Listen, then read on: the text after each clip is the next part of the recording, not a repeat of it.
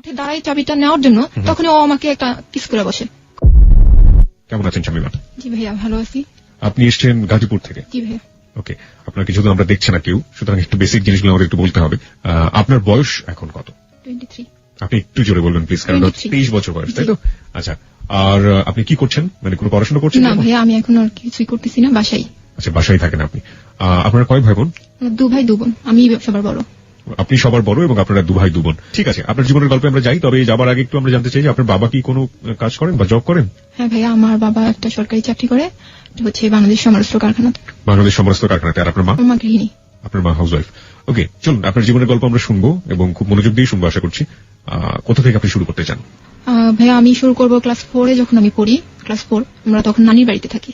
Class 4-এ? হ্যাঁ, নানির বাড়িতে থাকি। তো আমার দাদুর জোরাজোরিতেই আমার বাবাকে দেশের বাইরে পাঠানো হয়। চাকরি থাকা অবস্থাতেই দেশের বাইরে পাঠানো হয়। আমার মামারা যে দেশের বাইরে থাকে, তার জন্য বলা হয় যে তাদের মেয়ের জামাইকে কেন নেওয়া হচ্ছে না। তো একটা জোরপূর্বক, আমার বাবার কোনো ইচ্ছাই ছিল না এখানে। তো অনেক টাকা ধার করে তারপর যাওয়া হয় সৌদি। সেখানে 3 মাস 7 দিন থেকে চলে আসছে আপনার বাবা। হ্যাঁ, চলে আসছে টাকা পয়সা মাইটার খেয়ে। আসার পরে যেটা হয়েছে যে চাকরিটা নিয়ে অনেক ঝামেলা সৃষ্টি হয়েছে, যে 1 মাস 7 দিন পার হয়ে গেছে। 3 মাস 7 দিন, 3 মাস 7 দিন পার হয়েছে। তার আগে আপনার বাবা চাকরি করতেন? হ্যাঁ, চাকরি করতেন। এবং ওখান থেকে ছুটি নিয়ে 3 মাসের ছুটি নিয়ে চলে গেছে। তো 7 দিন যেহেতু পার হয়ে গেছে, সরকারি চাকরি, তো লাল কালি একটা পড়ে গেছে। কেন গিয়েছিলেন মূলত বিদেশে? বিদেশে গেছে ছেলে মেয়ে 4 জন, ভাবলো যে হয়তো বা গেলে উন্নতি করতে পারবে, আর ছেলে মেয়েও ভালোভাবে থাকতে পারবে, পড়াশোনা করাবে। আচ্ছা। আম্মু অনেক টাকা পয়সা ধার করে বিদেশ পাঠালো। 3 মাস 7 দিন থেকে চলে আসলো। ওকে। তারপর এসে অনেক কষ্ট করে, মানে আমার যে আব্বুর বস আছে, ওনাদেরকে ধরে টরে যে চাকরিটা আবার নিল। তো চাকরি করতেছে এর মধ্যে একদিন আমাদের পড়াশোনা নিয়ে, আমরা 2 ভাই বোন, আমার ইমিডিয়েট ছোট যেটা, ওটা আর আমরা এত বেশি টেলিভিশন দেখতাম নানুর বাড়িতে, এটা নিয়ে আন্টির সাথে আমার আব্বুর ঝগড়া লেগে আমাদের কোয়ার্টার নিয়ে ফেলে। মানে আমরা যে সরকারি কোয়ার্টার, ওই কোয়ার্টার নিয়ে ফেলে। তো 2 ভাই বোন নিয়ে আব্বু আম্মু ওখানে উঠলো। আচ্ছা আচ্ছা। তখন আমি ক্লাস 5-এ পড়ি। হ্যাঁ, ক্লাস 5-এ। ক্লাস 7-এ যখন উঠি, তখন আমরা বাসা চেঞ্জ করি। আচ্ছা। যেহেতু ফ্যামিলিতে একটা অর্থনৈতিক সমস্যা ছিল, তার জন্য আমাদের বাসায় একটি লজিং রাখা হয় একটা ছেলেকে। আচ্ছা। ছেলেটির নাম হচ্ছে জুয়েল কাউসার, আব্দুল্লাহ কাউসার জুয়েল। আমার আম্মু বেশিরভাগ সময় বাইরে থাকতো, যেহেতু অনেক টাকা ধার হয়ে আমি গেছিল। একটু পরিষ্কার করতে চাই, ছেলেটাকে লজিং নিয়ে আসলো আপনার বাবা? না, বাবা না। তাহলে? আমার একটা ভাইয়া ছিল, দূর সম্পর্কে এক ভাইয়ার সাথে পড়তো, ফ্রেন্ড। ওই ভাইয়ার মাধ্যমে আসা। তো আম্মু আর কিছু বলেনি যে উঠাও বা উঠো। হঠাৎ একদিন বগুড়া থেকে বেডিং পত্র নিয়ে আমাদের বাসায়। বগুড়া থেকে? হ্যাঁ, বগুড়া থেকে। তো আমরা একটু অবাক, আম্মু একটু অবাক, কি ব্যাপার। আমরা 3 ভাই বোন আর আব্বু আম্মু এক রুমে আরেকটা রুম ভাড়া দেওয়া হলো। মানে সরকারি কোয়ার্টারের মধ্যে? হ্যাঁ, সরকারি কোয়ার্টারের মধ্যে। যেটা কিন্তু কোনোভাবেই নিয়ম ছিল না। ও যখন ইন্টার ফার্স্ট ইয়ার ভর্তি, তখন আমি ক্লাস 7-এ। আমাদের সাথে এমন ভাবে মিশছে, মানে আমার আম্মু নিজের ছেলের চেয়েও বেশি এরকম ভাবে মিশছে আমাদের সাথে। মিশতে মিশতে হঠাৎ করে একদিন বললো যে আমি আপনাদের সাথে ঈদ করবো। তো আমার আম্মু বললো যে ঈদ করবা, তোমার বাবা মা রেখে এটা কেমন দেখায়, তুমি এখানে ঈদ করবা? বলো না, আব্বু আম্মু কিছু বলবে না, এখানে ঈদ করবো। আমাদের সাথে ঈদ করলো। তো ঈদ করলো আমাদের সাথে, সারাদিন বাসায় ছিল না, কিন্তু আর কি রাতটা আমাদের এখানেই ছিল। এইভাবে কাটতে কাটতে যখন আমি ক্লাস 8-এ বার্ষিক পরীক্ষা দিব, এমনকি রান্নাঘরে গিয়েও সে ভাত নিয়ে খাইতেছে এরকম। তারপর যখন ক্লাস 8-এ আমি বার্ষিক পরীক্ষা দিলাম, তখন হঠাৎ একদিন ও ভিতর রুমে, মানে ও তো থাকে বাইরের রুমে, আমি ভিতর রুমে ঘর মুছতেছিলাম। ও হঠাৎ ওর রুমটা তালা দিয়ে চাবিটা দেওয়ার জন্য আমার রুমে আসে। তো ও, মানে আমি যখন উঠে দাঁড়াই চাবিটা নেওয়ার জন্য, তখন ও আমাকে একটা কিস করে বসে কপালে। আচমকা। মানে আমি তখন আমি কিছুই বুঝি নাই কি হইলো। ভাইয়া, তখন তো ভাইয়া বলতাম যে ভাইয়া এটা কি করলো, উনি আমাকে কিস করলো কেন, এরকম একটা মনোভাব। তো চলে গেল। সারাদিন আমার বাসায় ফিরে নেই। সন্ধ্যার পর যখন বাসায় ফিরতে, তখন আমি জিজ্ঞেস করলাম যে ভাইয়া, আপনি এরকম একটা কাজ আমার সাথে করলেন, এরকম প্রশ্ন করলাম। তো উনি উত্তর দিল যে আমার ছোট বোনটা তো আমার কাছে নাই, তাই আমার অনেক খারাপ লাগছে এর জন্য। আমি ওনার কিরকম জানি, আমিও ভাবলাম হয়তোবা ছোট বোন ভেবেই। তারপর যাক, এটা তো চলে গেছে, আমি ভুলে গেছি। যে এরকম সাধারণত যেটা হয় যে এরকম মানে এই বয়সটাতে খুবই ম্যাচিউর একটা বয়স, এবং এই বয়সে যদি মেয়েদের ক্ষেত্রে হোক বা ছেলেদের ক্ষেত্রে যেটাই হোক না কেন, এরকম ঘটনা ঘটলে সাধারণত ফ্যামিলি মেম্বারদের সাথে তারা ব্যাপারটা শেয়ার করে। তা আপনি কি শেয়ার করে? আমার যেটা মনে হয়, মানে বিশেষ করে ছোট বোনের সাথে হোক বা মার কাছে গিয়ে যাই হোক, আপনি কি কারোর সাথে শেয়ার করেছিলেন? না, আমি কারোর সাথে শেয়ার করিনি। আমার ছোট বোনটা আমার 8 বছরের ছোট, অনেক ছোট। তো ওর সাথে তো শেয়ার করার কোনো আসে না। আর আম্মু বেশিরভাগ সময় যেহেতু বাইরে থাকতো, আম্মুর সাথে অতটা বেশি ক্লোজ ছিলাম না যে সবকিছু খুলে বলবো। আর আমাকে দেখা যেত বাসা থেকে খুব বেশি বাইরে যেতে দিত না। আপনার কোথায়, মানে যেহেতু তুমি হাউসওয়াইফ ছিলেন, কোথায় থাকতেন? আম্মু যে ওই যে কি বলে এটাকে, সমিতি যেটাকে বলে, এটার সাথে জড়াই গেছিল অনেক বেশি। সমিতি করতেন? হ্যাঁ, সমিতি করতেন। এই বেশিরভাগ সময় বাহিরে থাকতেন। তো এই খুব বেশি সময় পাইনি তার সাথে যে কথাগুলো খুলে বলবো। আর যেহেতু আমি বাহিরেও আমাকে খুব কম যাওয়া হতো, যে বাহিরে যাইতাম না, দোতলা বাসা ছিল তো বাহিরে খুব বেশি যাওয়া হতো না, তাই কারোর সাথে বলাও হতো না যে বান্ধবী বা বন্ধু কেউ আছে যে আমি শেয়ার করবো, এরকম কেউ ছিল না। খুব কম মিশছি মানুষের সাথে আমি। আচ্ছা, তো তারপরে ছেলেটা আসলো, আপনি তাকে বললেন? ওকে বললাম, তো ও বললো যে ওর ছোট বোন কাছে নয় তো অনেকদিন যাবত দেখে না, তাই আমি বললাম আচ্ছা ওকে, হয়তো বা এরকম আমি ওকে বোন ভেবেই হয়তো বা এই জিনিসটা করছে, আচ্ছা ঠিক আছে ওকে। কিন্তু এক পর্যায়ে দেখা গেল যে আমি ওর রুমে খাবার নিয়ে যাচ্ছি, ও আমাকে জড়ায় ধরতেছে, আমি ছাড়াই নিতে চাইতেছি কিন্তু আমার ধরেই আছে, ছাড়তে চাইতেছে, আমাকে জড়াজড়ি করতেছে। এমন এক পর্যায়ে চলে গেছে যে আমার সাথে ওর সাথে আমার একটা শারীরিক সম্পর্ক হয়ে গেছে প্রথম অবস্থায়। যে আমি একটু জানতে চাই যে আপনি ক্লাস 8-এ পড়েন এবং আপনি বলছেন যে শারীরিক সম্পর্ক একটা পর্যায়ে হয়ে গেছে, এটা কি হঠাৎ করেই হয়ে যাওয়া, আচমকাই হয়ে যাওয়া? একদমই হঠাৎ। দেখা গেল যে আমি একটা কলম আনতে, ভাইয়া একটা কলম দেন তো, ও আমাকে ধরে বসছে, বা ভাইয়া এই প্লেটটা নিয়ে যাই, বা আমাকে একটা পেজ দেন, এরকম হঠাৎ করে, একদমই হঠাৎ। হয় না যে আপনি তো একটু হলেও একটা ঘটনা ঘটে যাচ্ছে, আপনি তার অ্যাটিটিউড দেখে বা তার আচরণ দেখে? কোন রকম কিছুই না, কোন রকম। আমি এটা বুঝতে পারতাম যে সে আমার কাছে আসতে চাইতেছে বা কিছু করতে চাইতেছে, এটা আমি কিছুই বুঝিনি, হঠাৎই এরকম জড়ায় ধরে এরকম হয়ে গেল। এবং আমি অনেক জোর করলাম যে আমাকে ছাড়েন, কি করতেছেন, এগুলো কি করতেছেন, ছাড়েন আমাকে। এতটাই জোর, একটা ছেলের সাথে একটা মেয়ে কিভাবে এটা পায়রা ওঠায়, আমি একদমই অবাক। সাধারণত যেটা হয় যে ওই সেরকম হলে তো মেয়েটা তো অনেক ছোট, স্বাভাবিকভাবে চিৎকার চেঁচামেচি করার একটা ব্যাপার ছিল, শাউট করার একটা ব্যাপার ছিল, আপনি সেটা করেননি? না, আমি এটা করিনি। কেন করেননি? ভয় ছিল যে আব্বু আম্মু এটা যদি আয়সা একটা ঝামেলার সৃষ্টি হয়, যে এই মেয়ে খারাপ, যে আশেপাশে মানুষ এরকম, আমাদের এলাকাটা ছিল এরকম যে ছেলে কি করলো সেটা না, মেয়েটার উপরে কিন্তু জিনিসটা চাপাই দেওয়া হয় যে মেয়েটা হয়তো বা এই কাজটা করতেছে। তাই আমি চিল্লাচিল্লি, আর এমন হয়তো যে চিল্লাচিল্লি করলে লোকজন আইসা ওরা কিছু বলতো না, বলতো যে এই মেয়েটা এই ঘরের এই ছেলেকে রাখা হয়েছে, এই মেয়েটা নিশ্চয়ই এই কাজটা করছে, বা এই মেয়েটাই খারাপ, এরকম হয়তো। ঘটনাটা আমি যত বুঝতে পারছি আপনার কাছ থেকে শুনে যে এটা একটা ইভেন্চুয়ালি হঠাৎ করে হয়ে যাওয়া, কোনো ইকুয়েশন নাই, কোনো কিছু নাই, আমি একদমই বুঝতে পারিনি, একদমই না যে ও আমার সাথে এরকম করবে, আমি কখনোই চিন্তা করিনি। আপনি তখন ক্লাস 8-এ পড়েন, আর তখন কোথায় পড়ছে? তখন ইন্টার ফার্স্ট ইয়ার আর সেকেন্ড ইয়ার? সেকেন্ড ইয়ারে পড়ছে, ইন্টার সেকেন্ড ইয়ারে পড়ছে জুয়েল, এবং শামীমা তখন ক্লাস 8-এ। ওকে, তারপর কি হলো?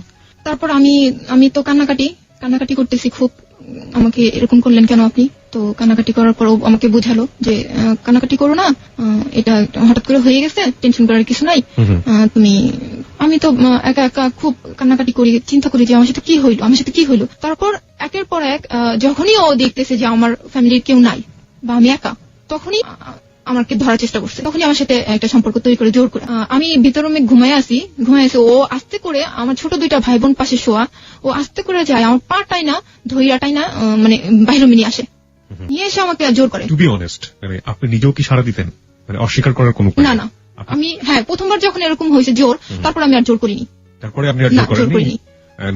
তারপর আমি চিন্তা করছি যে এই ছেলেটা আমার সাথে এরকম করতেছে, আমি ওকে প্রশ্ন করছি, দেখেন আপনি, তখন তো আমি ওকে আপনি করে বলি যে আপনি আমার সাথে এরকম করতেছেন, আমার কি হবে, আপনি এগুলো করতেছেন কেন, আমাকে তো আপনি আমার সবকিছুই তো আপনি নিয়ে নিতেছেন, কি করতেছেন আপনি এগুলো। তখন আমাকে বললো যে তুমি চিন্তা করো না, ইন্টার পাসটা করি, তারপর আমরা সম্পর্কটা আগাই নিব, আমরা বিয়ে করবো, বা এরকম একটা আশ্বাস আমাকে দিল। হ্যাঁ, তখন আমি কোনো বাধাই ওকে দেইনি, যে হ্যাঁ ও তো ইন্টার পাস করার পর আমাকে বিয়ে করবে।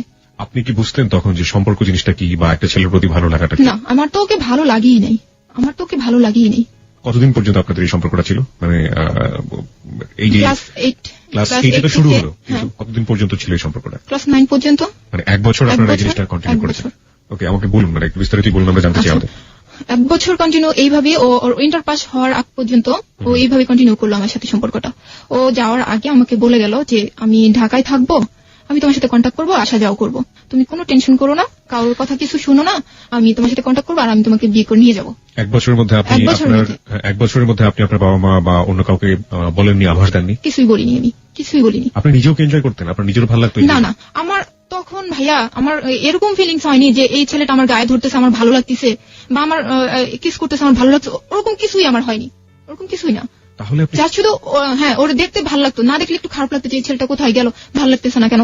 মনে হয় ওইটাই ছিল, যে ওইটাই হয়তো বা ভালোবাসা ছিল, কিন্তু আমি বুঝিনি তখন, ওই বয়সে হয়তো বা বুঝিনি। তারপর 1 বছর চলে গেল এখান থেকে, আমিও ক্লাস 9-এ উঠলাম। যখন আমি ক্লাস 9-এ উঠলাম, 9-এর বার্ষিক পরীক্ষা দিব, তখন আমি প্রেগনেন্ট হয়ে যাই।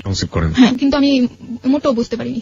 যখন আমি ক্লাস 6-এ পড়ি, তখন আমার সমস্যা ছিল, 2 মাস 3 মাস পর হতো, তখন আমাকে ডাক্তার দেখানো হয়েছিল, ডাক্তার বলছে যে বয়স হলে ঠিক হয়ে যাবে। তো আমি ভাবলাম যে হয়তোবা এর কারণেই এই জিনিসটা হচ্ছে। কিন্তু এই শারীরিক সম্পর্কের কারণে যে আমি প্রেগনেন্ট হব বা আমার বাচ্চা হবে, এটা আমি কখনোই চিন্তা করতাম না। আমার মাথায় কোনোদিন এটা আসেই নাই, আর আমি জানতামও না। আমি জানতামই না। শুনলে অবাকই হবে, সবাই অবাকই হবে যে মেয়েটা কিভাবে বুঝলো না বা কিভাবে জানলো না। আমি জানি না আমি বোঝাইতে পারতেছি কিনা, আমি একদমই বুঝি নাই। আমাকে জিজ্ঞেস করতো কেমন আছো তুমি, তোমার কোনো সমস্যা হচ্ছে কিনা, এরকম জিজ্ঞেস করতো। বললাম না, কোনো সমস্যা না। ও তখন ঢাকায় কোথায় থাকতো? ঢাকা মিরপুরে একে থাকতো। কি করতো? ও বলছে যে ও জাহাঙ্গীর ইউনিভার্সিটিতে ভর্তির জন্য ট্রাই করতেছে, কোচিং করতেছে এরকম। আপনাদের বাড়িতে থেকে কোথায় পড়াশোনা করেছে? আমাদের বাসায় থেকে আমাদের গাজীপুর ক্যান্টনমেন্ট কলেজে পড়াশোনা করছে। ক্যান্টনমেন্ট কলেজেও পড়াশোনা করেছে, ওকে। তো তারপর সারাদিন আমার সাথে কাটাইছে। বা এরকম হয়তো যে আমাদের এখানে কোনো অনুষ্ঠান হলে বা মেলা হলে আমি ওকে বলতাম যে আমাদের এখানে না একটা অনুষ্ঠান হতেছে, আসবা? বলতো আচ্ছা ঠিক আছে আসবো, কিন্তু একটু দেরি হবে। আচ্ছা ঠিক আছে, ওকে, দেরি হলে সমস্যা নাই। শুধুমাত্র শারীরিক সম্পর্ক ছাড়া আপনি তো এখন অনেক অনেক ম্যাচিউর হয়েছেন, বয়স হয়েছে। প্রেম ভালোবাসা করলে শারীরিক সম্পর্কের বাইরে যে ধরনের এক ধরনের সম্পর্ক থাকে, ওই সম্পর্ক কি কখনোই আপনাদের মধ্যে ছিল ওই সময়টাতে, বিশেষ করে যে সময়ের কথা আপনি বলছেন? না, ওরকম কিছুই ছিল না। মানে এরকম ফিল করতাম যে ছেলেটাকে না দেখলে ভালো লাগতেছে না, বা কথা বললে হয়তো বা ভালো লাগবে। রাতের পর রাত কথা বলা? না, ওরকম কিছুই না। জাস্ট 4 দিন পর 5 দিন পর আমি দোকানে গিয়ে একটা ফোন দিতাম যে আপনি আসবেন কি, বা আপনি কেমন আছেন, কি করতেছেন, এখন কোথায় পড়তেছেন, এরকম জিজ্ঞেস করতাম। কিন্তু ও ভালো লাগাটা যে এটাই কিনা আমি জানতাম না। না, আপনি ও কখনো তো আপনাকে কখনো বলেনি যে ও অনেক বেশি ভালোবাসে আপনাকে, বা আপনি ওকে অনেক ভালোবাসেন, এরকম? না, এরকম কিছু বলি নেই। বা কমিটমেন্টের যে জায়গাটা, ওটাও কখনো ছিল না? পরিষ্কার করার জন্য আমি শ্রোতাদেরকে একটু বলছি, সেটা হচ্ছে যে এটা এমন একটা সম্পর্ক যেটা আসলে বুঝে ওঠার আগেই সবকিছু হয়ে যাবে, এরকম একটা ব্যাপার। এবং এখানে আসলে লাভ বলতে যেটা বোঝায়, ভালোবাসা বলতে যেটা বোঝায়, সেটার বিন্দু মাত্র ছিটাফোঁটা নেই আমার কাছে যেটা মনে হচ্ছে। তবে দুজনকে যে কোনো ভাবেই হোক একটা সম্পর্কের মধ্য দিয়ে ফিল করতো। আচ্ছা, আপনি যখন ক্লাস 9-এ, তখন ও চলে গেল হচ্ছে কোচিং করার জন্য, ইউনিভার্সিটিতে ভর্তি হবে, সেই সময় কোচিং করতো। তো আপনি বলছেন 4 দিন পর 5 দিন পরে ফোন দিয়ে আপনি তাকে আসার কথা বলতেন। আসলে কোথায় থাকতো? আমাদের বাসায় বলতে যে 1-2 ঘন্টা আমার সাথে কথা বলতো, গল্প করতো। বা ওর একটা ফ্রেন্ড ছিল আমাদের বাসা থেকে একটু দূরে হবে, ওই ফ্রেন্ডের সাথে ওদের বাসায় খাওয়া দাওয়া করতো, আমার সাথে 1 ঘন্টার জন্য আসতো, দেখা করতো, কথা বলতো, আবার চলে যেত বন্ধুর বাসায়। আবার কিছুক্ষণ পরে দেখা যেত যে কয়েক ঘন্টা পরে আবার আসতো, আবার এসে আবার একটু থাকতো, কথা বলতো, আবার চলে যেত, এই অবস্থা। এবং ওই সময়টাতে কি আপনাদের মধ্যে কোনো শারীরিক সম্পর্ক হয়েছে? না, ওরকম হয়নি। কেন হয়নি? মানে সুযোগ ছিল না নাকি? সুযোগ ছিল না। হ্যাঁ, সুযোগ ছিল বলতে কি, তখন আমার আম্মু কিন্তু অনেকটা ক্লোজ হয়ে গেছে, বাসার দিকে মানে আসে পড়ছে। তখন আসলে ওরকম কোনো সুযোগই হয়নি ও গায়ে হাত দিবে বা কিছু করবে, ওরকম কোনো সুযোগ হয়নি। আপনার আম্মু আপনার বাসায় বেশি সময় দিত এবং সে কারণে ওই সময়টা তার কোনো সুযোগ হয়নি। তার মানে একটা জিনিস আমরা আবিষ্কার করতে পারলাম যে বাবা মা যদি পরিবারে বেশি সময় দেন, তাহলে হয়তো বা এই ধরনের ঘটনা এড়ানো সম্ভব। ওকে, আমি একটু আরো পরিষ্কার করতে চাই। আপনি একটু আগে বলছিলেন আপনার প্রেগন্যান্সির কথা। আপনি যখন প্রেগনেন্ট হয়ে যান ক্লাস 9-এ, তার মানে আপনার সম্পর্ক শুরু হচ্ছে ক্লাস 8 বা 1 বছর টানা কন্টিনিউ করার পর ক্লাস 9-এ এসে আপনি প্রেগনেন্ট হয়ে গেলেন। সাধারণত এত বড় সময়ের সম্পর্ক, ও তো অনেক ম্যাচিউর ছিল, ও ইন্টারমিডিয়েটে পড়তো এবং ও তো অনেক ম্যাচিউর ছিল। আপনি না হয় কিছুই বুঝতেন না, ক্লাস 8-এ পড়েন। ও তো চাইলে এই ধরনের সমস্যা এড়াতে পারতো। কিন্তু ও আমাকে একটা জিনিস বলতো যে তোমার কোনো সমস্যা আছে, তোমার কোনো প্রবলেম আছে? আমি বলতাম না, কোনো প্রবলেম তো নাই আমার, কোনো প্রবলেম নাই, এরকম বলতাম। কিন্তু ও যে কি মিন করে বলতেছে এটা কিন্তু আমি জানতাম না। ও আমার জিজ্ঞেস করতো তোমার কোনো সমস্যা আছে? না, আমার তো কোনো সমস্যা নাই, কোনো সমস্যা নেই, এরকম। যাই আমরা ক্লাস 9-এর দিকে যাই। আপনি যখন প্রেগনেন্ট হয়ে গেলেন সেই গল্পটা একটু জানতে চাই। আচ্ছা, ক্লাস 9-এ আমি আমার ভেতরে একজন হইতেছে, বা আমার ভেতরে কেউ একজন হইতেছে, আমি বিন্দু পরিমাণ বুঝিনি। আমার শারীরিক পরিবর্তন হইতেছে, আমি একটু বুঝিনি। আমি দিব্যি স্কুলে যাইতেছি, খাইতেছি, খাওয়াটা অনেক বেশি খাইতেছি, এমন দেখা যাইতেছে যে একটা জিনিস অনেক বেশি খাইতেছি যেটা আমি খাই না। এরকম আমার অনেক পরিবর্তন হইতেছে, আমি কিছুই বুঝতেছি না যে আমি লেবুটা এত বেশি খাইতেছি কেন, আমি কেন করতেছে, বা আমার যে হইতেছে না, সেটাই আমি ভাবতেছি যে আমার হয়তো ওই রোগটা ছিল, অসুখটা ছিল, এর জন্য হয়তো বা হইতেছে না। আমি মনে মনে রাখতেছি, আমি কাউকে বলিনি। আমার ক্লোজ একটা বান্ধবী ছিল, ওকেও আমি কখনো এই কথাটা বলিনি, কারণ আমি বুঝতেছি কি যে হয়তো বা এর জন্যই, এই অসুখটার জন্যই হয়তো বা 2003-এর জুলাই মাসে 15 তারিখে সবার কাছে জানাজানি হয়ে গেল যে আমি প্রেগনেন্ট। কিভাবে হলো? গাছে উঠতে পারতাম, অনেক গাছে উঠতে পারতাম আমি। তো পেয়ারা খাওয়ার জন্য গাছে উঠছিলাম। গাছে ওঠার পর আমার একটা পাশের এক আন্টি আমাকে দেখছে যে আমার শরীরটা অনেক মোটা হয়েছে, বা আমার পেটটা অনেক উঁচা লাগতেছে, এরকম। তো আন্টিটা আবার আমার আম্মুকে মাঠে হাঁটতে গেছে। তো আন্টিটা বলতেছে আমার আম্মুরে যে ভাবি, আপনার মেয়ের কোনো পরিবর্তন খেয়াল করছেন আপনি? তো আমার আম্মু বলছে না তো, আমি তো কিছু খেয়াল করিনি, কি সমস্যা বলেন কি? আপনি ওকে জিজ্ঞেস করেন যে ওর ঠিক মতো হচ্ছে কিনা। আমার আম্মু তখনই বাসায় আসছে। বাসায় এসে আমাকে জিজ্ঞেস করছে যে তোমার কি ঠিক মতো হইতেছে, তখন আমি তখনও বলতেছি হ্যাঁ আম্মু হইতেছে, হ্যাঁ আম্মু হইতেছে। তখন বলছে না তোমার হইতেছে না, তুমি আমার কাছে সব খুলে বলো। তখন আমি বলি না, তখন আম্মু বাধ্য হয়ে আমার সেই ক্লোজ বান্ধবীকে খবর দিছে যে তুমি এখনই আমার বাসায় আসো। তো আমার বান্ধবীটা আসে, আমার বান্ধবী আমাকে দরজাটা আটকে আমাকে জিজ্ঞেস করে যে তোমাকে সব খুলে বল, কি হয়েছে তোর সাথে কি হয়েছে। তারপর আমার বান্ধবী এত জোর করতেছে, তারপর আমি বলি না যে আমার সাথে এই হয়েছে। তারপর যখন ও আমার খুব মানে এত ইমোশনাল হয়ে আমাকে বলছে যে দেখ শানু তোর অনেক প্রবলেম হবে, তুই আমাকে সব খুলে বল। আমি আর মানে রাখতেই পারি না নিজের ভেতরে, জোরে ওকে জড়ায় ধরে বলে ফেলছি হ্যাঁ মৌসুমী আমার সাথে এই হয়েছে, আমাকে এই হয়েছে। তখন ও জিজ্ঞেস করতে কোন ছেলে বল, কোথাকার ছেলে। তখন আমি ওর নামটা বললাম। ও পুরো আমাকে। তখন আপনার কয় মাস চলছিল এটা? তখন আমার 5 মাস শেষ। 5 মাস শেষ? 5 মাস পর্যন্ত আপনি নিজের মধ্যে এটা গোপন করে রাখছেন? ও আচ্ছা।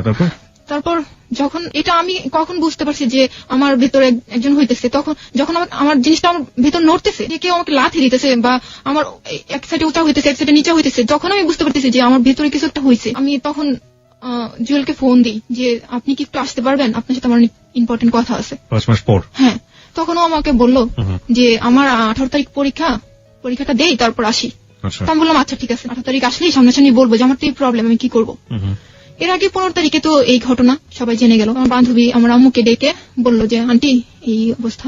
আমার আম্মু তো তখনই শেষ, আমার আম্মু তখন কি বেঁচে আছে না কি কিছু বুঝতে না, এমন কান্না করতেছে আর কি করবে, আমাকে বকাও দিতে পারতেছে না, মানে পুরো পাগলের মতো হয়ে গেছে। তখন আমাদের দোতলায় একটা আন্টি ছিল, আন্টিটা ছিল আবার অ্যাডভোকেট।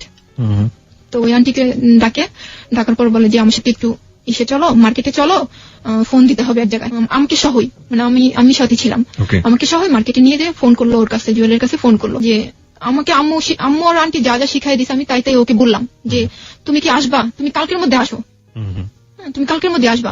আম্মু শিখাই দিল যে বলো যে আমি প্রেগনেন্ট, তুমি কি আমাকে বিয়ে করবা কি করবা না, যদি বিয়ে করো তাহলে কালকে আসো। আপনার আম্মু আপনাকে এই কথা বললো ওই ছেলেকে বলার জন্য যে তুমি আসো। তারপর যখন ও আমার কথায় সাই দিতেছে না, তখন আমার ওই আন্টিটা ফোন নিয়ে বললো যে দেখো জুয়েল, ও তো নাছরবান্ধা, ও বললে না আমার পরীক্ষা আমি আসতেই পারবো না, পরীক্ষা আমি আসতে পারবো না। একই কথা, আমার বাসায় তো পুরো একদম অন্ধকার। আমার আব্বুরে বললো, আমার আব্বু আমাকে সবচেয়ে বেশি মানে 4 ভাই বোনের মধ্যে সবচেয়ে বেশি মানে ভালোবাসে। সে মানে জায়নামাজ থেকে এক বিন্দুর জন্য উঠে নেই, শুধু আল্লাহর কাছে একটা দোয়া করছে আমার মেয়ের কোনো সর্বনাশ কোনো ক্ষতি যেন না হয়, এই ছেলে যেন আশা পড়ে, এরকম একটা ওখান থেকে উঠিনি, জায়নামাজ থেকে উঠিনি আমার আব্বু। তো আমাকে আমার আম্মু আরো অনেক কিছু ডিটেল জিজ্ঞেস করলো যে তুমি কবে এগুলো করছো, কেন করছো এই। তখন আমি বললাম যে আম্মু আমি তো আসলে আমার সাথে এরকম হয়েছে। আমাকে বলছে তুমি বলোনি কেন, আমার কাছে কেন বলোনি, মা হইতেছে সবচেয়ে কাছের বন্ধু, তুমি কেন আমাকে বলোনি। তখন আসলে আমি কিছুই বলিনি, আমি শুধু কান্না করছি, কিছুই বলিনি, কিছু বলতে পারিনি। তারপর পরের দিন সকালবেলা আমার সিঁড়ির যে মুরব্বীরা আছে এদেরকে আমার বাবা ডেকে এই ঘটনাটা বললো যে এরকম একটা ঘটনা, এখন আপনারা যদি হেল্প না করেন তাহলে আমি একা কিছু করতে পারবো না। তখন আমাদেরকে ডাকছিল আপনার আব্বু ডেকে। কাকে ডেকেছে? আমাদের সিঁড়িতে যে মুরব্বীরা থাকে, সিঁড়ি মানে হচ্ছে আপনাদের বিল্ডিং? হ্যাঁ বিল্ডিং এর যে আঙ্কেলরা আছে তাদেরকে ডাকলো। এর মধ্যে যে আন্টির কথা বললাম, ওই আন্টির আব্বু ছিল একটু উপরের লেভেলে, তো ওনাকে আমি নানা ডাকতাম। তো ওই নানাকে আগে বলা হয়েছে যে আপনি একটু সিঁড়ির লোকজনকে নিয়ে একটু আমার বাসায় আসেন, আমার বাসায় একটা প্রবলেম হয়েছে। তো ওনারা আসার পর পরামর্শ করে যে কি করলে কি করা যায়। তখন ওই নানাটা বললো যে ঠিক আছে, আমি এটা অফিসে যাওয়ার পর অফিসে আমাদের যে বস আছে ওদেরকে জানাবো এবং কিভাবে কি করা যায় সেটা আমরা দেখতেছি। এবং সেই লোকজনই একটা দায়িত্ব নিল যে কিভাবে এই মেয়েকে কি করা যায়। তো আমাকে আমার নানা অনেক কিছু জিজ্ঞেস করছে যে তুমি কি তোমাকে কোনো চিঠি দিছে বা ও লিখছে, এরকম কোনো কাগজ আছে?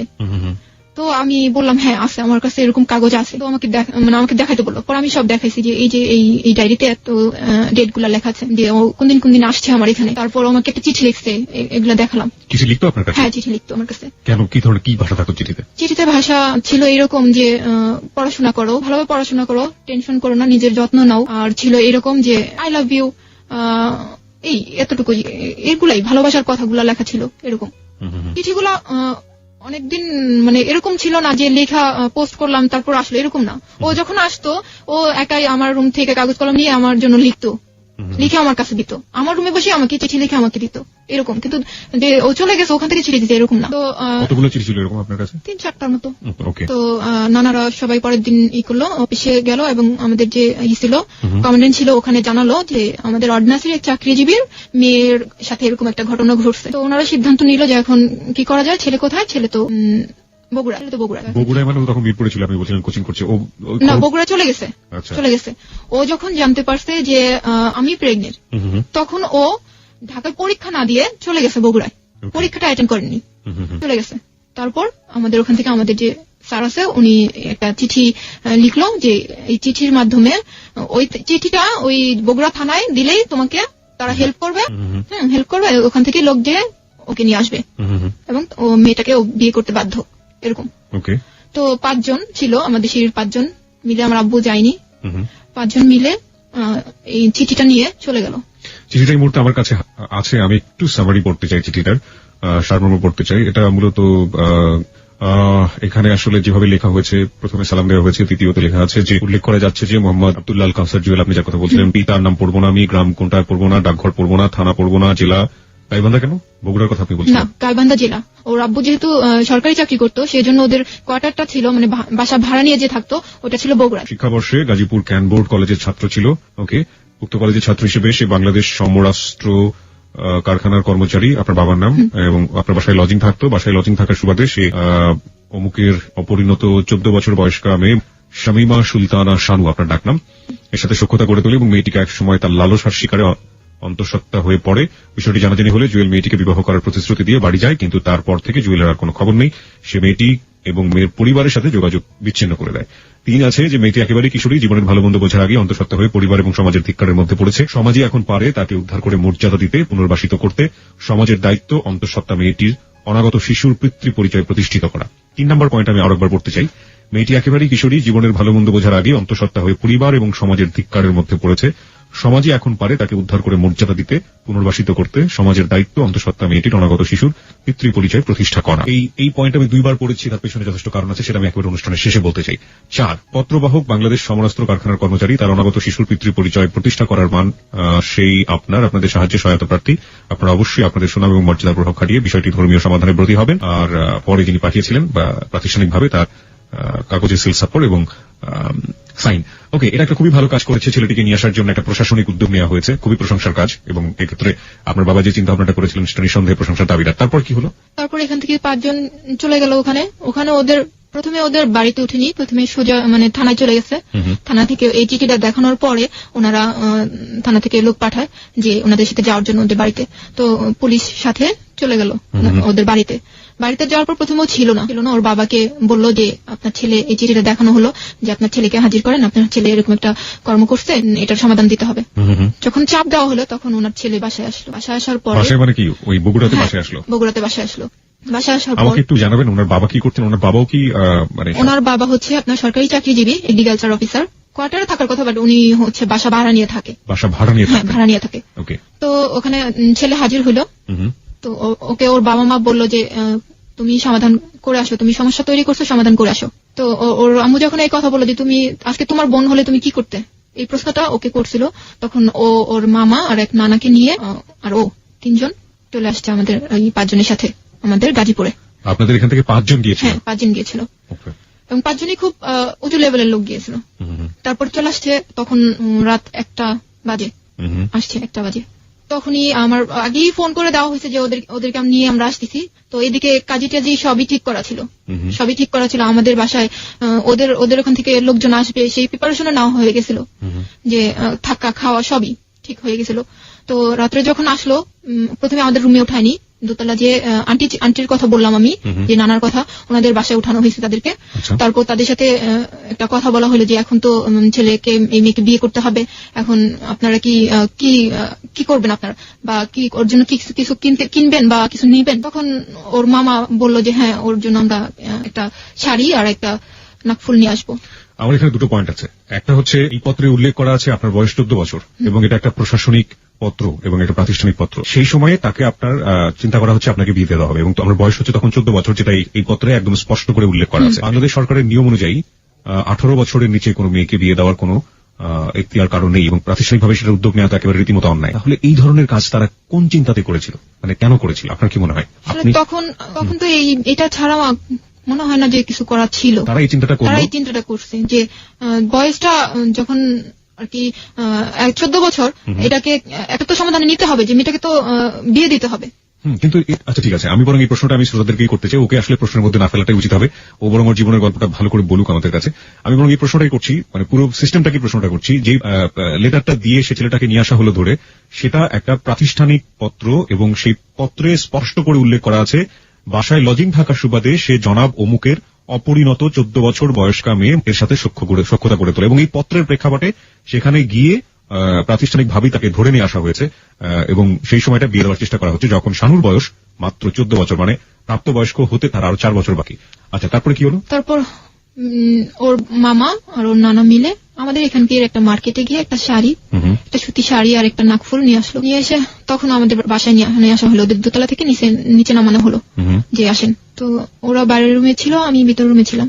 বিয়ে পড়ানো হলো। সেখানে যে জিনিসটা হয়েছে যে কাবিন নিয়ে অনেকটা কথা কাটাকাটি হয়েছে, অনেক কথা কাটাকাটি হয়েছে। যে এরকম ছিল যে আমার এখানে যারা আছে, আমার লোকজন, আমার আত্মীয় স্বজন, এরা চাইতেছে যে 5 লাখ টাকা কাবিন হোক, কিন্তু ছেলের যে গার্জিয়ান আছে দুজন, ওরা বলতেছে না, কিছুতেই 5 লাখ টাকা করবো না, আমরা 2 লাখের উপরে কাবিন করবোই না।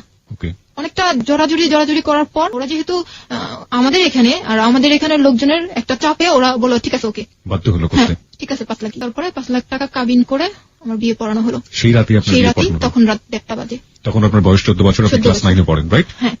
তারপর ছেলেটা কিসে পড়তো তখন? ছেলেটা এখনো পড়েনি, ইন্টারমিডিয়েট কমপ্লিট করেছে। তার মানে ছেলেটার বয়স 18 বছর, সর্বোচ্চ 18 বছর। তার মানে সেও কিন্তু প্রাপ্তবয়স্ক হয়নি। এবং এই ব্যাপারগুলো যদি গ্রামাঞ্চলে ঘটে থাকে, আমরা যদি গ্রামাঞ্চলে দেখি এই জিনিসগুলো হয়েছে, ওরা তো ভুল করেছে, ব্যাপারে কোনো সন্দেহ নেই, ওরা দুজনই ভুল করেছে এবং সেটা ব্যাপারে আমরা কোনো মন্তব্যই করতে চাই না। হ্যাঁ, ভুল করেছে, কিন্তু সমাজ, এখানে সমাজের কথা বলা হচ্ছে, সমাজের সাথে বিশাল এক প্রতিষ্ঠান জড়িত, প্রতিষ্ঠানের কথা বলা হচ্ছে, সবকিছু মিলিয়ে যে আসলে কি হলো এটা আপনারা বিবেচনা করে নেবেন, কারণ দুজনই কিন্তু প্রাপ্তবয়স্ক নয়। যাই হোক, তারপরে কি হলো? তারপর আমার আন্টি, মানে যে আন্টির কথা আমি বলতেছি বারবার, ওই আন্টি আমাকে বললো যে তুমি এখন একটু ওই রুমে যাও, জুয়েলের কাছে যাও, কথা বলো। আমি তো খুবই রাগ যে আমি ফোন করছি, আমি আমার আম্মু, আমার আন্টি ফোন করছি, তারপরে ও পরীক্ষায় অ্যাটেন্ড না করে ও মিথ্যে বলে ফাঁকি দিয়ে ও বগুড়ায় কেন চলে গেল? ও যদি আমাকে বিয়ে করবে বলে আশ্বাস দিয়ে ও কেন চলে গেল? এরকম একটা রাগ মনের ভিতর। তখন আমি কিছুতেই ওর রুমে যাবো না, খুবই রাগ, আমি যাবো না, কিছুতেই যাবো না ওর সামনে। ওর চেহারা দেখতে আজ আমার খুব বেশি রাগ হইতেছে, এরকম একটা ভাব, যাবোই না। তখন আমার আব্বু বললো যে শানু তুমি যাও। তখনই আমি আর একটা কথাও বলিনি, গেলাম, রুমে গেলাম। তখন আমার জিজ্ঞেস, আমি যাওয়ার আগে একটু আপনার কাছ থেকে জানতে চাই, প্রত্যেকটা মেয়ের জীবনে, প্রত্যেকটা ছেলের জীবনে বিয়ে ব্যাপারটা অদ্ভুত রকমের একটা স্বপ্নের জায়গা, একেবারে অনাড়ম্বর ভাবে, একেবারে কোন রকম বললেন যে একটা সুতি শাড়ি, একটা অসামাজিক একটা পরিবেশ, সবকিছু মিলিয়ে এরকম একটা, আপনার ফিলিংসটা এই মুহূর্তে কেমন ছিল? ফিলিংসটা আসলে একটা, আমার ছোটবেলা থেকে যখন থেকে আমি বুঝি যে বউ জিনিসটা যখন আমি বুঝি, তখন মনে হয়তো যে বউ সাজবো, এক সময় আসবে যে আমি অনেক সুন্দর করে বউ সাজবো। যখন ও একটা সুতি শাড়ি আমাকে দিল, আমি শাড়িটা পরি নাই, আমার উপরে দেওয়া হয়েছিল, মাথার উপরে দেওয়া হয়েছিল, নাকফুলটা আমি পরছি, শাড়িটা যখন আমি মাথার উপরে দিছি, আমার ভেতর থেকে অনেক কষ্ট হইতেছিল, অনেক কাঁদতেছিলাম আমি, যে আমার লাইফে কি হয়ে গেল, আমি কি ভাবলাম, কি হলো, আমি কি করতে চাইলাম, কি হইলো আমার লাইফটা, এরকম একটা কাজ করছে। তারপর রুমে গেলাম, যাওয়ার পর আপনাদের কি বাসর ঘর সাজানো হয়েছিল? না, কিছুই হয়নি, সিম্পল একটা রুম। রুমে যাওয়ার পর ও আমাকে অনেক প্রশ্ন করা শুরু করলো যে তুমি কেন আমাকে বললা না, আগে কেন বললা না, কেন তুমি লুকাইলা, আর আজকে লুকাইছো বিধায় এই অবস্থা হয়েছে তোমার, তুমি তোমার লাইফটা নষ্ট করছো, আমার লাইফটা নষ্ট করছো, এরকম কথাবার্তা। তখন আমার অনেক কষ্ট লাগছে, আমি কিছু না বলেই শুয়ে পড়ছি, চুপচাপ যাই শুয়ে পড়ছি এক সাইডে। শুয়ে পড়ার পর ও বলতেছে যে জানালাগুলো লাগাও। আবার উঠলাম, উঠে আবার জানালাগুলো লাগালাম, আবার ওর সাথে কথা না বলে আবার শুয়ে পড়লাম। তখন ও আমার হাতটা ধরে টেনে, মানে সোফা ছিল, ও সোফাতে বসা ছিল, হাতটা ধরে টেনে সোফাতে বসানোর পর খুব কান্নাকাটি শুরু করে দিল। আমি ওর মুখে দিক তাকাই আছি, আমার মান সম্মান, আমার বাড়িতে পুলিশ গেছে, আমার বাড়িতে মান সম্মান কিছুই রইল না, আমি বাবা মার কাছে ছোট হয়ে গেলাম, আমার বাবা মা আমাকে কি বলবে, আমি কি করলাম, এরকম কথাবার্তা বললো। তো ওর কান্না দেখে আমারও কান্না পাইলো, যে আমরা দুজনেই ভুল করছি, এরকম মনে হলো যে আমরা দুজনেই ভুল করলাম, কেন করলাম আমরা এরকম মনে হইতেছিল তখন। তারপর রাতটা তো এইভাবেই পার হয়েছে। পরের দিন সকালবেলা ওর মামা এবং নানা দুজন চলে যাবে। তো ওর বড় ভাইকে ফোন দিল যে ভাইয়া তুমি আসো, এই দুজন চলে যাক। তো ওর ভাই তারপরের দিন চলে আসলো, আর ওই দুইজন চলে গেল। ওর বড় ভাই আসার পর থেকে শুরু হলো আমাকে বোঝানো। ভাই আসার সাথে সাথে আমাকে বোঝানো শুরু হয়ে গেল যে তুমি, আমি খাটে ওপর বসে আছি, সে একটা টোল ছিল, সুপার যে টোলটা সামনে নিয়ে বসে আমাকে বলতেছে যে তুমি এক কাজ করো, তুমি বেবিটা মিসক্যারেজ করে ফেলো। এটা বড় ভাই প্রথমে আপনাকে বলল? বড় ভাই প্রথমে বলল। তখন আমি একটু অবাক, আমি একবার ওর দিক তাকাইতেছি, একবার ভাইয়ার দিক তাকাইতেছি। তারপর আরো অনেক কিছু বোঝানো শুরু হয়ে গেল যে যদি তোমার এই বেবিটা ছেলে হয় তাহলে দেখা যাবে যে সবার আগে বাবাকে খুন করতেছে, আর যদি মেয়ে হয় তাহলে কখনোই বিয়ে দিতে পারবে না। সবাই তাকে যার সন্তান বলবে, বড় হয়ে কোথাও বিয়ে দিতে পারবে না। আর তোমার পড়াশোনাও নষ্ট হয়ে যাবে, আর তোমার তোমার হাজবেন্ডের যে এখন একদম মাঝপথ, এই পথেও তোমার হাজবেন্ডের পড়াশোনাও নষ্ট হয়ে যাবে। তারপর কি করতে হবে, যে কামলা দিয়ে খেতে হবে। তখন কি তোমরা ভালো থাকতে পারবে? এরকম আমাকে প্রশ্ন করতেছে, বিভিন্ন রকম প্রশ্ন করে আপনাকে বোঝানোর চেষ্টা করতেছে। তো আমার হাজবেন্ডও কিন্তু এরকমই কথাবার্তা আমাকে বলতেছে, বুঝাইতেছে, একদিন দুদিন করে বুঝাইতেছে। লাস্ট আমি একটা কথা আমাকে বলা হয়েছিল যে তুমি মেয়ে হলে বিয়ে দিতে পারবে না, তুমি বিয়ে দিতে পারবে না, তাকে জারজ বলা হবে। এই কথাটা আমার অনেক বেশি লাগছিল। তখন আমি বললাম হ্যাঁ ঠিক আছে, আমি বেবি মিসক্যারেজ করবো। ক্লাস 9-এ পড়েন আপনি, 14 বছর বয়স, আপনি 5 মান্থ প্রেগন্যান্ট, এবং আপনি ওই সময় বেবি অ্যাবর্ট করতে যাচ্ছেন। আপনার ফিজিক্যাল, আমি একেবারেই হ্যাংলা ছিলাম, আর বলতেছি। তো তখন আমি রাজি হয়ে গেলাম যে হ্যাঁ আমি বেবিটা মিসক্যারেজ করে ফেলবো। তো এখন বিভিন্ন হসপিটাল আমাকে নেওয়া হচ্ছে। ওর ভাই বিভিন্ন হসপিটাল কেন নিচ্ছে? বিভিন্ন হসপিটাল এই কারণে যে হসপিটালে আমি যাচ্ছি না কেন, আমার অপারেশন করতে চাইতেছে না। একই হইতেছে আমার প্রেশার এতই কম ছিল, অনেক কম ছিল, আর গায়ে রক্ত একেবারেই ছিল না। তো এই কারণে ডাক্তাররা বলতেছে না আমরা এটা করতে পারবো না, যদিও করি আপনাকে বন্ডসই দিতে হবে, যে কিছু হলে, এই মেয়ের কিছু হলে এটার জন্য ডাক্তাররা দায়ী থাকবে না। আপনার প্যারেন্টস যারা ছিল, আপনার অভিভাবক যারা ছিল, তারা কি বলছিল? আমার আব্বু এটার জন্য আমাকে একদমই সাপোর্ট করেনি, আমাকে অনেক বুঝাইছে যে আমরা পালবো, তোমার পালা লাগবে না, আমরা পালবো। আমার এক আন্টি ছিল, যে অনেক গরিব একটা আন্টি, আমার আম্মুর খালাতো বোন। তো ওই আন্টি আমাকে বলছে যে তুই শুধু আমাকে দিয়ে দে, জন্মটা দিয়ে আমাকে দিয়ে দে, আমি সারা জীবন তোর সামনেই আসবো না ওর নিয়ে, এরকম বলছে। তারপর আমি রাজি হইনি, বলছি না। আমি আমার হাজবেন্ডকে বললাম যে আমি বেবিটা রাখি, আমাদের কাছে রাখবো না, আমার আন্টিকে দিয়ে দেবো, নিয়ে যাক, আমার চোখের সামনে থাকবে না, অনেক দূরে নিয়ে যাবে, এরকম বলছে ওকে আমি। কিন্তু ও কিছুতেই কিছু না, মিসক্যারেজ করতেই হবে, তাহলে তোমার প্রবলেম আমার প্রবলেম, এটা থাকলে অনেক প্রবলেম হবে, অনেক প্রবলেমের কথা আমাকে বুঝাইলো। তারপর তো আমি রাজি হলাম। আমার আব্বু আম্মু একদমই রাজি ছিল না। অনেক হসপিটাল ঘোরার পর আমাদের গাজীপুরে যে সদর হসপিটাল, ওখানকার একটা নার্স ছিল মহিলা, ওই মহিলা আমাকে, আমার হাজবেন্ডকে বললো যে আমি এই জিনিসটা করাই দিতে পারবো, তবে এখানে না, হসপিটালে না, একটা বাড়িতে। তখন আমার হাজবেন্ড রাজি হয়ে গেল, ঠিক আছে আমাদেরকে ওখানে নিয়ে চলেন। তো সেদিন আমরা ঠিকঠাক করে চলে আসছি, বাসায় চলে আসছি। বাসায় আসার পর আম্মুরও বলছি যে আম্মু এই ঘটনা, এখানে নিয়ে গেছিল সদর হসপিটালের এক নার্স আছে, নার্স আমাদের এই বলছে। তখন আম্মু ওই নার্সের কথা বলার সাথে সাথে আম্মু নার্সকে চিনা ফেলছে, বলছে এটা তো এই নাম না? আমি বলছি হ্যাঁ এই নামটাই। তো বলছে বাবা তুমি মরে যাবা, আমাকে বলছে বাবা তুমি মরে যাবা, তোমার কোনো দরকার নাই, তুমি জুয়েলকে মানা করে দাও যে আমি মিসক্যারেজ করবো না, মানা করে দাও। আমার মা তো একদমই রাজি না, একদমই না। তো আমি বললাম না আম্মু এই সমস্যা হবে, দেখো মা আমার এই যে পড়াশোনা একদম একেবারে নষ্ট হয়ে যাবে, আর ছেলে হলে ওর বাবাকে খুন করবে, মেয়ে হলে এই করবে, বিয়ে দিতে পারবো না, যার সন্তান বলবে, এরকম আমার মাকে আমি বুঝাইতেছি। তারপর আমার আম্মু আর কিছুই বলে নাই, আম্মু রাজি না, মানে হ্যাঁও বলে নাই নাও বলে নাই, কিছুই না, চুপ করে আছে। তারপরের দিন সকালবেলা আমি আমার হাজবেন্ড দুজন হসপিটালে, মানে ওই সদর হসপিটালে চলে গেলাম। যাওয়ার সময় আম্মু গোসলখানায় ছিল, বলার জন্য যে বলবো যে আম্মু আমি চলে যেতেছি। আম্মু আমার চেহারাটাও দেখেনি, শুধু গোসলখানার ও পাশে আম্মা ছিল, আমি এ পাশ থেকে বললাম যে আম্মু আমি চলে গেলাম। ওখান থেকে ওই নার্স একটা বাড়িতে আমাকে নিয়ে গেল। ওখানে ওই বাড়িতে আসলে যে মহিলা, ওই মহিলা বেবি মিসক্যারেজই করে, ওনার কাজ হচ্ছে এটা। তো রুমটা ছিল এরকম, আমি বলতে চাই যে একটা বেড ছিল আর পাশে আরেকটা বেড ছিল, আর যে বেডটাতে আমি ছিলাম ওই বেডটা আমাদের বিছানা যেরকম তোষক জাজিম টাজিম থাকে এরকম সেম, কোন হসপিটালে যে বেডগুলো ওরকম না, এরকম বেড। তো ওখানে আমাকে নিয়ে গেল, ওখানে ওই বেডে আমাকে রাখা হলো, এবং যখন আমি গেছি তখনই আমাকে দেওয়া হলো, স্যালাইন দেওয়া হলো, আর একের পর এক ক্যাপসুল খাইতে দেওয়া হলো। আমার একের পর একটা ক্যাপসুল খেলাম। আর এটা ওই নার্সে করছে, কোনো ডাক্তার না, কোনো ডাক্তার না, নার্সও বলা যাবে না ওটাকে। নার্স তো ওখানে আমাকে পরিচয় করে দিয়ে চলে আসলো। কে করছে আপনি কিছুই জানেন না? কে করতেছে আমি কিন্তু জানি না। একটা মহিলা ছিল, একটা বুড়া মহিলা ছিল, উনি করছে সবকিছু। উনি আমাকে ওষুধ দিতেছে, উনি আমাকে স্যালাইন লাগাইছে, উনি আমাকে এই স্যালাইনের ভিতর যে বিভিন্ন রকমের ওষুধ ওগুলা দিচ্ছে, ওই মহিলাই করছে। যখন আমার পেটের ব্যথাটা আস্তে আস্তে বাড়তে শুরু করলো, পেটে ব্যথা করতেছে, আমার কোমর থেকে পেটে ব্যথা করতেছে, আস্তে আস্তে ব্যথা করতেছে। যখন আমার ব্যথাটা এত পরিমাণ বেড়ে গেল যে আমি কিছুতেই থাকতে পারছি না, আমার অনেক চিল্লাচিল্লি করতেছি, আমি অনেক চিল্লাচিল্লি করতেছি। তখন আমার হাজবেন্ড কি করলো যে আমার আম্মুকে যে বাসায় আসা নিয়ে গেল, আমাকে ওই অবস্থা ওখানে রেখে আমার আম্মুকে নিতে আসলো। আমার আম্মু কিন্তু আম্মু ডাকে না, ডাকে আন্টি। তো বললো আন্টি আপনি একটু চলেন, শানুর অবস্থা তো ভালো না, একটু চলেন, এরকম। তো আম্মু তো ওই কথা শোনার পর আমার আম্মু পাগলের মতো ওর সাথে চলে আসছে। আমাকে যখন দেখছে যে আমি বেডের মধ্যে এরকম ব্যথায় কাতরাতেছি, তখন আম্মু যে কি করছে আমি মানে না দেখলে সেটা কেউ বুঝবে না। আমার সারা মুখে আম্মু এত চুমা খাইতেছে আর বলতেছে আমার মেয়ে মরে যাচ্ছে, আমার মেয়ে মরে যাচ্ছে, এরকম করতেছে। তারপর ওই দিন সারাদিনই আমি বেরিয়েছিলাম, এরকম স্যালাইন চলতেছে, আমি ব্যথা এরকম চিল্লাইতেছি। পরের দিন শুক্রবার সকালবেলা এটা ছিল 16 আগস্ট বেবিটা নর্মালি হইলো এবং সেটা মৃত। আমি একটা কথা বলতে চাই যে যখন বেবিটা অনেক নড়তেছিল আমার পেটের মধ্যে, তখন ওই মহিলাটা একটা ছোট কলসির মধ্যে গরম পানি নিয়ে আমার পেটের উপর রাখছিল। তখন মনে হইলো কি যে আরো বেশি মনে হয় বাচ্চাটা নড়তেছে, চিল্লাইতেছে, এরকম মনে হইলো আমার কাছে। তারপরে পরের দিন তো হলো, তখন আমার আন্টিকে আমার আম্মু খবর দিল যে তুমি একটু আসবো। এটা ওই আন্টি যে আন্টিটা বেবিটা নিতে চাইছিল, বলছিল আমি সারা জীবন আসবো না তোমার সামনে। আন্টিটা আসার পরে আমি বললাম, আন্টি আমাকে একটু বেবিটাকে দেখান তো, চেহারাটা একটু দেখান আমাকে। তো আন্টি একটু ঘুরায় আমাকে চেহারাটা দেখালো।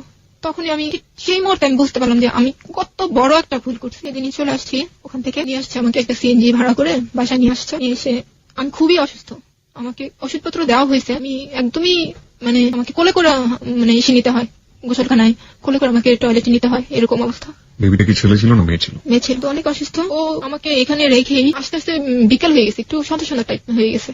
তো আমার আম্মু তখনও আর কি ওষুধপত্র আনতে পারেনি। আম্মু আর আব্বু দুজনে মিলে আমাদের বাহিরে গেল আর কি, মার্কেটে গেল যে ওষুধগুলো নিয়ে আসি। আর ওরে রাইখে গেল, আমার হাজবেন্ডকে আমার বাসায় রাইখে গেল যে তুমি একটু কাছে বসে থাকো, ওর কাছে বসে থাকো। তো ও বসেই ছিল। কিছুক্ষণ পরে একটা ফোন আসছে।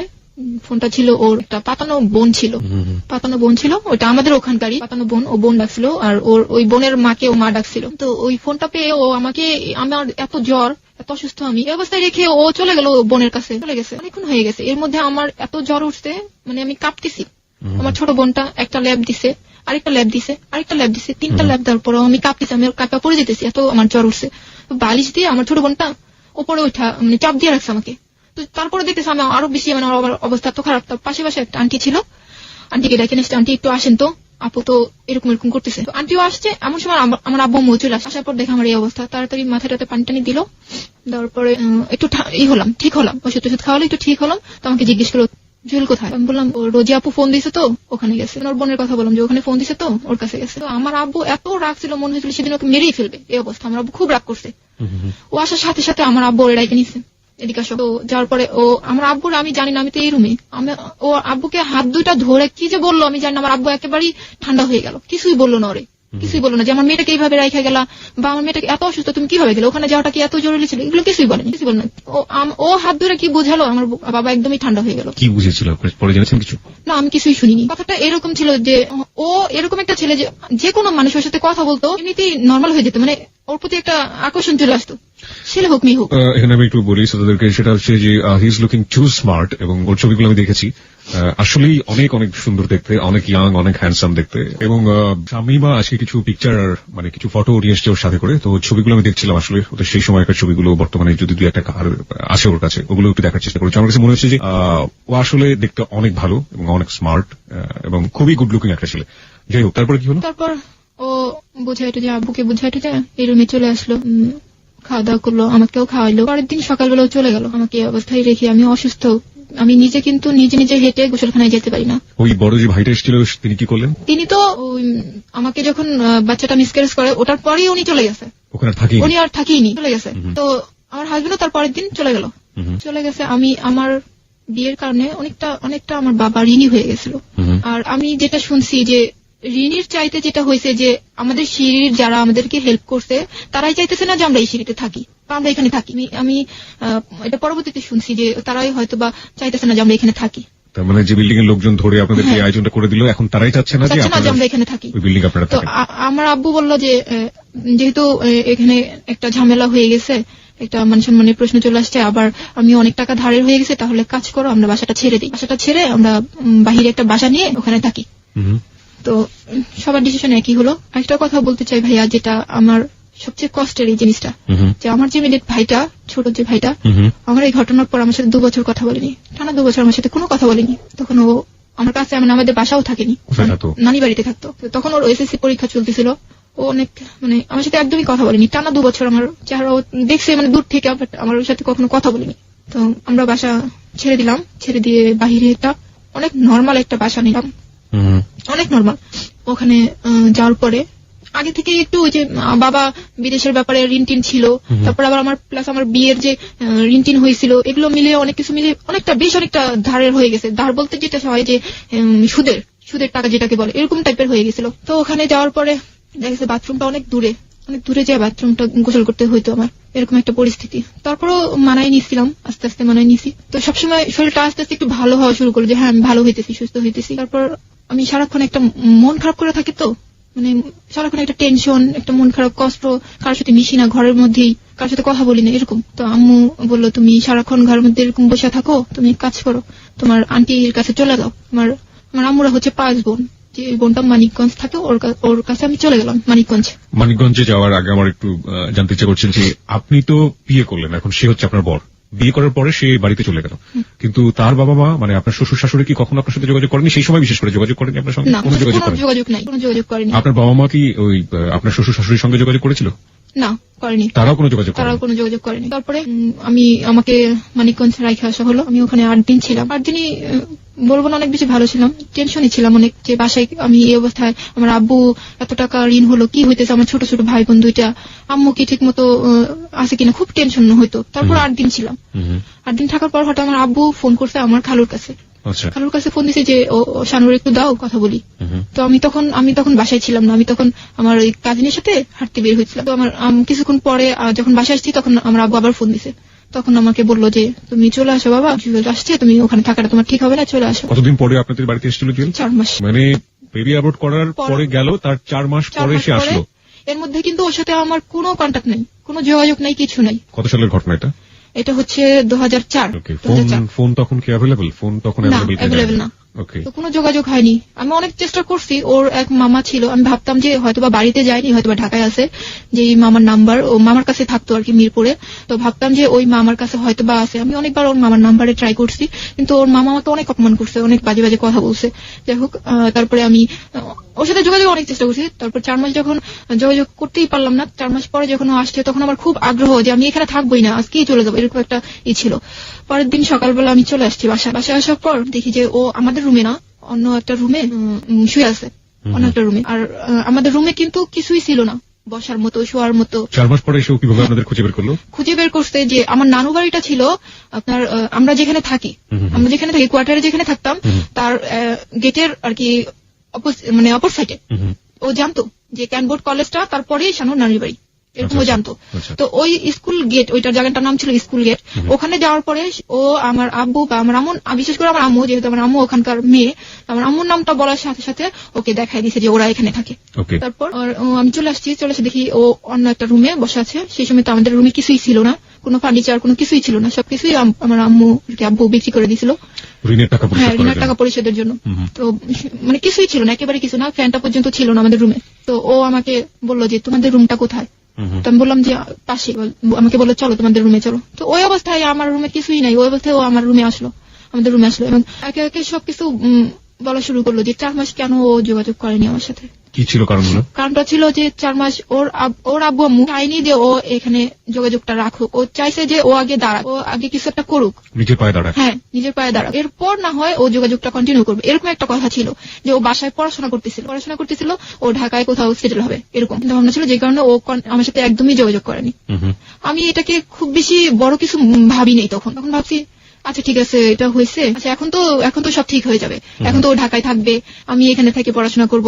আমাকে বোঝালো যে আমি ঢাকায় থাকবো, তুমি এখান থেকে পড়াশোনাটা করবা, আর আমি ঢাকায় থেকে পড়াশোনাটা করব, মাঝে মাঝে আমি এখানে আসবো, তোমার এখানে আসবো, সব ঠিক হয়ে যাবে। তখন আমার আব্বু আম্মুর সাথে ও বললো যে আন্টি আমি ঢাকায় থাকবো, আমি এখানে আসা যাওয়া করবো, এবং সময় হলে আমি ওকে নিয়ে যাবো। আমার আব্বু আম্মু খুব বেশি ওরে দেয়নি, যে খুব বেশি চাপ দেয়নি যে এখনই তোমাকে ওকে নিয়ে যেতে হবে, এরকম চাপ দেয়নি। তো ও ঢাকায় থাকতো আর আমি আমার বাসা থেকে পড়াশোনাটা চালিয়ে যেতেছিলাম।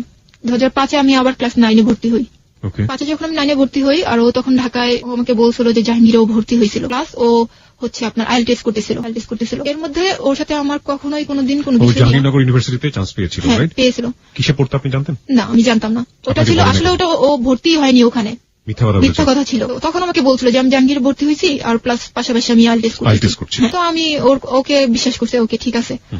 তো আমি ও কি করছে যে এর মধ্যে কিন্তু ওর সাথে আমার কোনো ঝগড়া ঝাঁটি, কোনো কিছু না, মনোমালিন্য কিছুই কখনো কোনো বিষয় নিয়ে হয়নি, না ওর বাসার লোকজনকে নিয়ে, না আমার বাসার লোকজনকে নিয়ে, কোনো কিছুই হয়নি। আমি যে ও আমার সাথে ফ্লোরে থাকতেছে, আমার মাথার উপর ফ্যান নেই, ও আমার সাথে থাকতেছে, আমার বাথরুমটা অনেক দূরে, ওখানেই যাইতেছে, এমনকি সাপ্লাই পানি নেই, কল চেপে পানি বের করতে হইতেছে, ও করতেছে তাই করতেছে।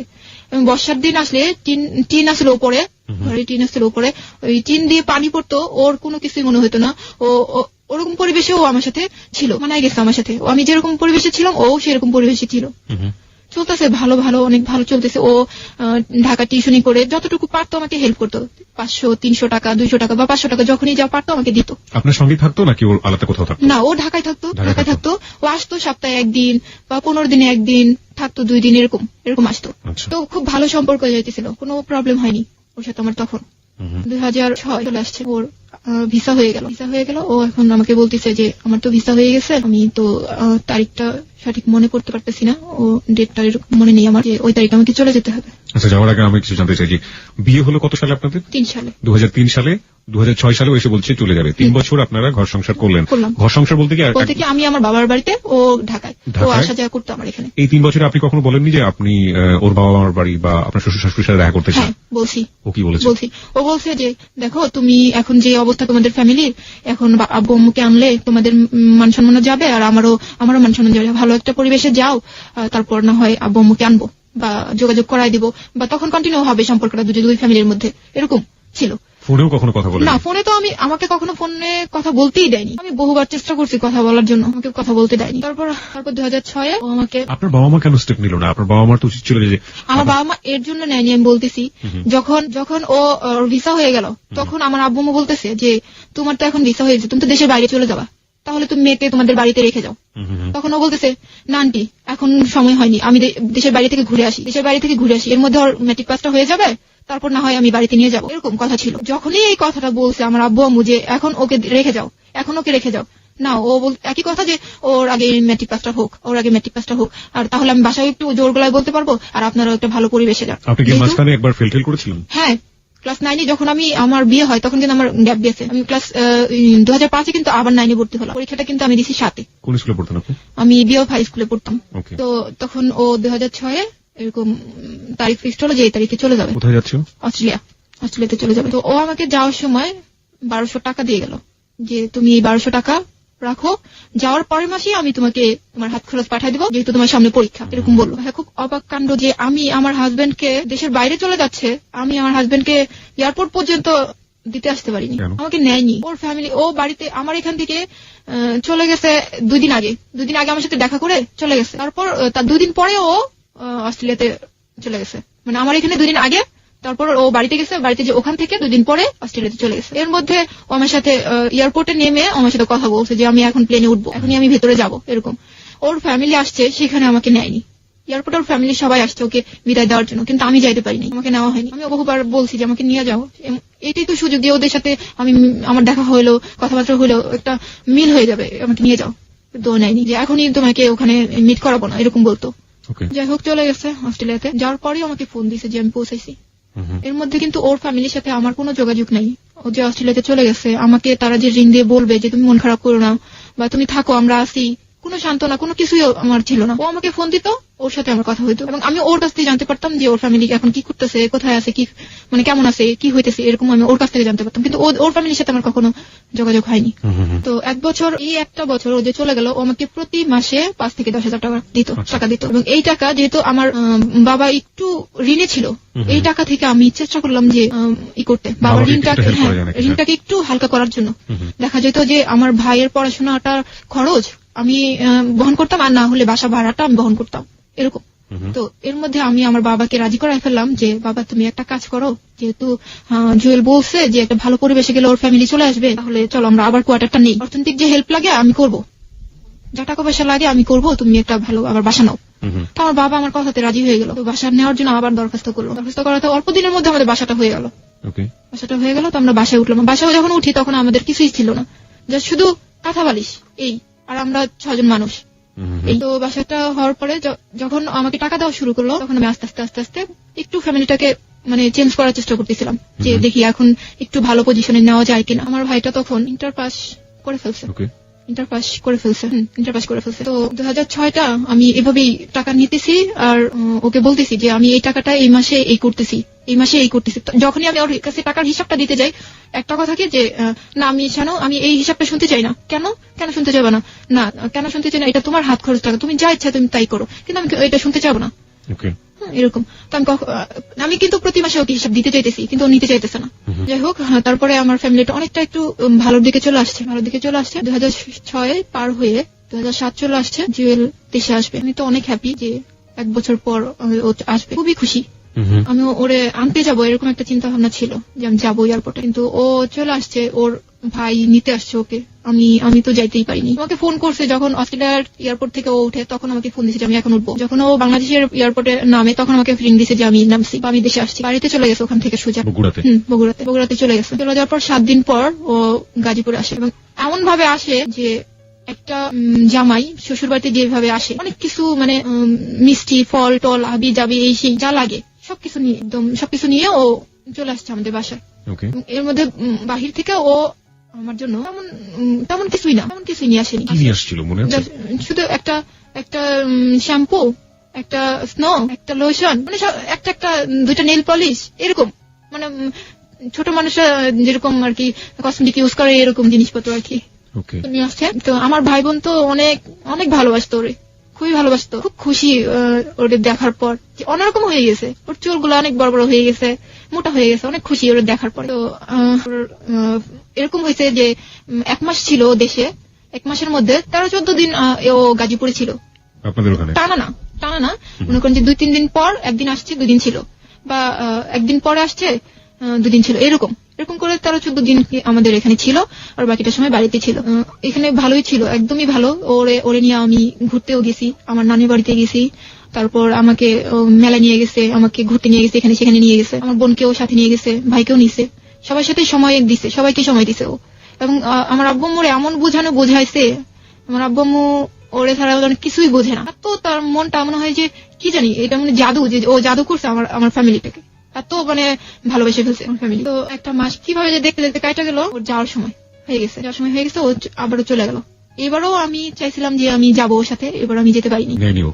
এবারও আসার পর কিন্তু বলা হয়েছিল যে তুমি আবারও চলে যাচ্ছ, মেয়েটা এখানে তুমি ওরে এই করো, রাইখা যাও, অন্তত ঘুরাইয়া নিয়ে আসো একবার। হ্যাঁ, তুমি যখন আসছো একবার না হয় তোমাদের বাড়িতে ঘুরাই নিয়ে আসো। অস্ট্রেলিয়াতে কি করতো? অস্ট্রেলিয়াতেও পড়াশোনা করতো, প্লাস একটা জব করতো। ওকে, ঠিক আছে।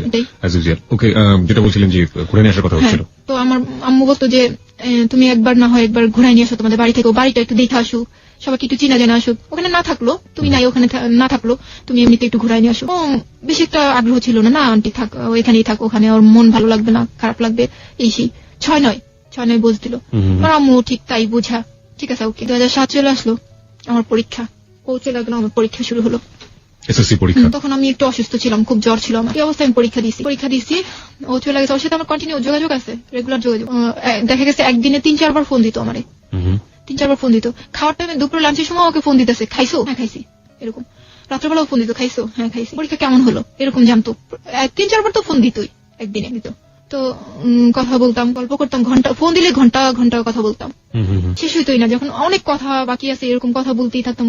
যাই হোক, তারপরে 2007 আমার পরীক্ষার রেজাল্ট বের হয়ে গেল যে আমার অঙ্কে খারাপ হলো।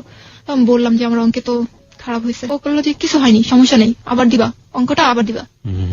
তোমার আচ্ছা ঠিক আছে, অঙ্কটা আবার দিব। যাক, এই 7টা এইভাবে ফোনে কথা বইলা সময় কাটাইয়া পরীক্ষা দিয়ে এরকম করে চলে গেল। কিভাবে যে চলে গেছে, 2008 সাল চলে আসছে, এইবার কিন্তু একটু অন্যরকম হয়ে গেল। 2007 যখন ও দেশে আসছে, তখন কিন্তু বরাবর আমাকে ফোন দিয়ে আসছে যে আমি কিন্তু এই তারিখে আসবো, বা আমি এই যে অস্ট্রেলিয়া এয়ারপোর্ট থেকে উঠতেছি, আমি ভেতরে ঢুকতেছি, এখন ফোনটা অফ করবো, এরকম বলতো। এবার একটু অন্যরকম হয়েছে যে ও আমাকে বলেনি যে ও কবে আসবে, ও শুধু বলছে আমি দেশে আসতে পারি। হ্যাঁ, যে আমি কবে আসবো এই তারিখটা কিন্তু আমাকে বলেনি। যখন ও অস্ট্রেলিয়ার এয়ারপোর্টে আসে তখন আমাকে বলে যে আমি আজকে আসবো, আমি আজকে প্লেনে উঠতেছি। আমি তো পুরো অবাক, আমি এক প্রকার কষ্টই পাইছি যে আমাকে জানালো না, এখনো উঠতেছে, এখনো আসবে, এরকম। তো আবার সেই ঢাকায় নেমে তারপর আবার ফোন দিল যে আমি আসি, আমি নামছি, এরকম। তারপরে আমি বললাম, এরকম সময় নামছে যে ভোর 4টা, তখন ও নামছে। তখন ও গাজীপুরের দিকে রওনা দিতে পারতো তখন রওনাটা। তখন ও বললো কি যে আমি এখন, আমার এক ফ্রেন্ড আছে সুব্রত নাম, ওর বাসায় থাকবো ঢাকায়, পরের দিন আমি চলে যাবো বাড়িতে। তো তখন আমি জোর করিনি যে তুমি বন্ধুর বাসায় কেন থাকবা, তুমি গাজীপুরে চলে আসো, এয়ারপোর্ট থেকে গাজীপুরে যেতে কতক্ষণ লাগবে, চলে আসো, এটা আর বলিনি। তো ওকে ঠিক আছে। কিন্তু পরের দিন সকালে কিন্তু ওর বাড়িতে যাওয়ার কথা, পরের দিন সকালে ও বাড়িতে যায়নি, সারাদিন ঢাকা ছিল। সারাদিন ঢাকা থেকে সন্ধ্যার পরে ও গাড়িতে উঠছে, আমাকে বলেনি, এখানে বলেনি এবং আপনার বাসায় সে আসেনি। সে আসেনি, বলেওনি আমাকে যে আমি সন্ধ্যার পরে উঠছি। যখন ও আমাকে ফোন দিল তখন আমি একটু বাহিরে একটু চিল্লাচিল্লির মধ্যে ছিলাম। তো তখন আমি ওকে জিজ্ঞেস করলাম যে তুমি কি ওঠো নাই, তুমি কি বাসে ওঠো নাই? বলে যে হ্যাঁ আমি তো বাসে, কিন্তু তখন ও ঢাকায়, ও কিন্তু গাড়িতে উঠছে সন্ধ্যার পরে। তখন আমি যখন সন্ধ্যার পরে রিং দিছি তখন ও বলতেছে যে আমি এখনো পৌঁছাইনি। আমি বললাম তুমি না কখন রওনা দিছো, তুমি এখনো বগুড়া পৌঁছাও নাই? যে না আমি এখনো পৌঁছাইনি। তুমি রওনাটা দিছো কখন? সন্ধ্যার পরে। তাহলে তো তুমি গাজীপুরেই আসতে পারতো, আমার সাথে দেখাটা করে যেতে পারতা, বা তুমি আসতে পারো না আমাকে তো বলতে পারতো যে শানু তুমি এই জায়গাটা আসো, তোমার সাথে দেখা করে যাই, এটা তো বলতে পারতা। বেশি মানে মনে হলো কি একটু বিরক্ত টাইপ, যে আমার কথা শুনতে ওর ভালো লাগতেছে না, এরকম রেখে দিল। রেখে বাড়িতে চলে গেল। তখন মানে ঈদ ছিল, ও ঈদটা ছিল 7 তারিখে, ও আসলো 13 তারিখে ও গাজীপুর আসলো। আসার পরে একটু চেঞ্জ এরকম আসলো যে ও বলতেছে যে আমি আজকে আসবো, ও বের হয়েছে বাসা থেকে আজকে যে আমি আজকে আসবো, কিন্তু ও আজকে আসেনি আমার কাছে। আজকে সকালে ও রওনা দিছে, পরের দিন রাত 1টায় ও বাসায় আসছে। তাও ওকে যায় নিয়ে আসতে হয়েছে। হ্যাঁ নিয়ে আসতে হয়েছে, মানে গেটে তো আমাদের যে আমরা তো বাসায় থাকতাম, গেটে কিন্তু ওকে একা আসতে দিবে না, বা কোনো গেস্ট আসলে আসতে দিবে না। যার গেস্ট তাকে রিং করা হবে, তারপরে যায় নিয়ে আসবে। তারপর আমার ভাই যায় নিয়ে আসলো, ওকে নিয়ে আসছে। তারপর আমি এর মধ্যে যে কাজটা হয়েছে যে আমি যখন আসতেছে না, আসার কথা বলেও আসতেছে না, আমি বারবার শুধু ফোন দিতেছি যে তুমি কোথায়, তুমি এত লেট হয়, আর আমি বাসায় রান্না করে বসে আছি, তুমি এত লেট করতেছো কেন, তাড়াতাড়ি আসো। ও বলতেছে আমি ব্যাংকে বসে আছি, ঢাকা ব্যাংকে বসে আছি। ব্যাংকে কি করো? ব্যাংকে কাজ আছে, ব্যাংকে বসে আছি। কিন্তু ও ব্যাংকে ছিল না, ও ছিল দিনাজপুর। যখন ও আসলো তখন রাত 1টা। দিনাজপুর ছিল, এটা আপনি পরে জেনেছেন? হ্যাঁ পরে জেনেছি। তো ও রাত্রে আসলো, রাত্রে খাওয়া দাওয়া করে আমরা ঘুমাই গেলাম। পরের দিন ও আমাকে বাণিজ্য মেলায় ঘুরতে নিয়ে যাবে। দিনাজপুরে কি করছিল? আমি বলতেছি এখনই যাবে, দিনাজপুরের ঘটনাটা এখনই যাবে। তো আমি বলতেছি বাণিজ্য মেলায় যাবো। খুব রাতের কথাটা তো আমি ভুলে গেছি, যে আমাকে সারাদিন ঘুরে আসি, পরের দিন রাত্রে আসছি, এটা আমি ভুলে গেছি। বাণিজ্য মেলায় ঘুরতে যাবো, খুব খুশি। পরের দিন ওর সাথে আমি বাণিজ্য মেলায় ঘুরতে যাবো। বাসে যখন উঠছি আমি, কতক্ষণ যাওয়ার পরই ওর একটা ফোন আসলো। ফোনটা ছিল ওর এক ফ্রেন্ডের গার্লফ্রেন্ডের। তো ও ফোন দিয়ে ওরা যখন কথা বলতেছে, আমি তো ও পাশের কথাগুলো শুনতে পারতেছি না, বাট ও যে আনসার করতেছে এগুলো কিন্তু আমি শুনতে পারতেছি। এরকম ছিল কথাগুলা যে আমি তো ইচ্ছা করে যাইনি, কাজলে আমাকে জোর করে নিছে। ও পাশ থেকে কি বলছে আমি জানি না। ও আবার বলতেছে যে কাজলকে আমি জোর করে নিই, কাজল আমাকে জোর করে নিছে, এরকম বলতেছে। আমি বুঝতে পারলাম যে ও ঢাকা ছিল না। তখন কিছু জিজ্ঞেস করিনি। বাণিজ্য মেলায় গেলাম, ওদের সাথে দেখা হলো, ওরাও ছিল, ওর গার্লফ্রেন্ড, ওর বন্ধু আর বন্ধুর যে গার্লফ্রেন্ড ছিল ওরাও ছিল ওখানে। ওদের সাথে প্রথমে পরিচয় করা দিল আমাকে যে আমি ওর কাজিন হই। ওদের সাথে পরিচয় করা দিল যে আমি ওর কাজিন হই। কিন্তু যে ভাইয়াটা ছিল, ওই ভাইয়াটার যে গার্লফ্রেন্ড ছিল, সে তো তার গার্লফ্রেন্ডকে পরিচয় করে দিতেছে যে সে আমার গার্লফ্রেন্ড। তার কি প্রবলেম যে সে আমাকে পরিচয় করে দিল আমি তার কাজিন? আমি খুবই অবাক হই। আমি তখন মানুষের সামনে কিছুই বলিনি। আমি বাণিজ্য মেলা ওর সাথে দিব্যি ঘুরে বেড়াইছি, খাওয়া দাওয়া করছি, ঘুরছি ফিরছি, বাসায় চলে আসার পর আমি জিজ্ঞেস করছি যে আচ্ছা তুমি আমাকে ওদের সামনে কাজিন পরিচয় করা দিলা কেন? কি তোমার কাজিন? বলে কি না, এখনই সবাইকে সবকিছু জানাতে চাই না, তাহলে আমার অনেক অসুবিধা হবে। ও যেহেতু ওর গার্লফ্রেন্ডকে পরিচয় করেছে, তুমি তো বলতে পারতা যে এ আমার গার্লফ্রেন্ড, তুমি বউ পরিচয় না করাই দিলাম, তুমি তো বলতে পারতা যে এ আমার গার্লফ্রেন্ড। না এটার অনেক প্রবলেম হবে, আমি অস্ট্রেলিয়াতে থাকি, আমার অনেক প্রবলেম হবে, আমি এখনই কিছু জানাতে চাই না, আমি যে বিয়ে করছি এটা আমি এখনই জানাইতে চাই না, এরকম একটা বোঝ দিল আমাকে। তো আমি তাই বোঝমাই না, ওর কথা মতো চুপচাপ, আর কোনো কথা বাড়াইলাম না, কথা বাড়াইলে ঝগড়া হবে, এর জন্য কথা বাড়াইলাম না। ও আমার সাথে তুমি কথা বলে, আমরা সবাই টেলিভিশন দেখতেছি একসাথে বসে, এর মধ্যে ওর ফোন আসছে। ফোন আসার পর ও কি করলো, ও সবার সামনে থেকে উঠে বাহির রুমে যা দরজাটা আটকায়া কথা বলতেছে। এর মধ্যে আমি আবার উঠে যাই ওর রুমে যাওয়ার জন্য, দরজা ধাক্কা দিলাম, দেখি দরজা আটকানো। আমি ভাবলাম যে কি ব্যাপার, দরজা আটকা কার সাথে কথা বলে? আমি অত বেশি অবিশ্বাসের কিছু ছিল না। আমি ভাবলাম কথা জানি কার সাথে বলতেছি, এরকম একটা নিলাম। আমি চলে আসার পরে দেখি অনেকক্ষণ হয়ে গেছে ও কথাই বলতেছে। তারপর আমি দরজা নক করলাম, নক করার পরে খুললো। তারপর জিজ্ঞেস করলাম যে কার সাথে এতক্ষণ তুমি কথা বলো? দরজা আটকা। বলো যে বাসায় কথা বলছি। বাসায় কথা বলতেছো, দরজা আটকা কথা বলা লাগবে কেন? এটা তো একটু লুকানোর কি? তুমি গাজীপুরে আসছো, গাজীপুর তোমার শ্বশুর বাড়িতে আসো, এটাকে তোমার ফ্যামিলি জানে না? এটা না জানার কি আছে? তুমি লুকায় কথা বলো কেন? বলে যে না, আমার বাসায় জানে না যে আমি গাজীপুরে আছি। জানে না মানে তুমি বলো না যে তুমি গাজীপুরে তোমার শ্বশুর বাড়িতে? না, বলি না। কেন? না, এটা কি বলে আসতে হয়? কোনো সন্তান কি তার বাবা মাকে বলে আসে যে আমি শ্বশুর বাড়িতে যেতেছি? তা তো বুঝতেছি যে আমি গাজীপুরে যেতেছি।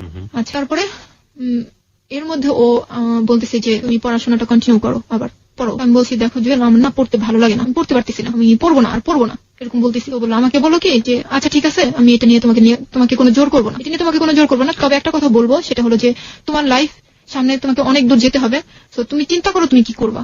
ওকে, জুয়েল সম্পর্কে আমরা জানি, ও স্টুডেন্ট হিসেবে কেমন ছিল? খুবই ভালো ছিল। এসএসসি ইন্টার রেজাল্ট কি ছিল? ওর এসএসসি A+ ছিল, ইন্টারও A+ ছিল না, বাট কাছাকাছি এরকম ছিল। ঠিক আছে, তারপর তো আমাকে এই কথাটা বললো। তো আমি অত পড়াশোনাটা সত্যি আমি আর এটাই ভুল মনে হয় যে আমি এটাই আমার মনে হয়নি যে এটা না করলে আমার প্রবলেম হবে। আমি বলছি আরে জুয়েল তো বলছে যে এটা তোমার ইচ্ছা, তুমি কি বুঝো তুমি কি করবা। আমি ভাবছি আর না করলেও চলবে, পড়াশোনাটা ছেড়েই দিলাম, বললাম না।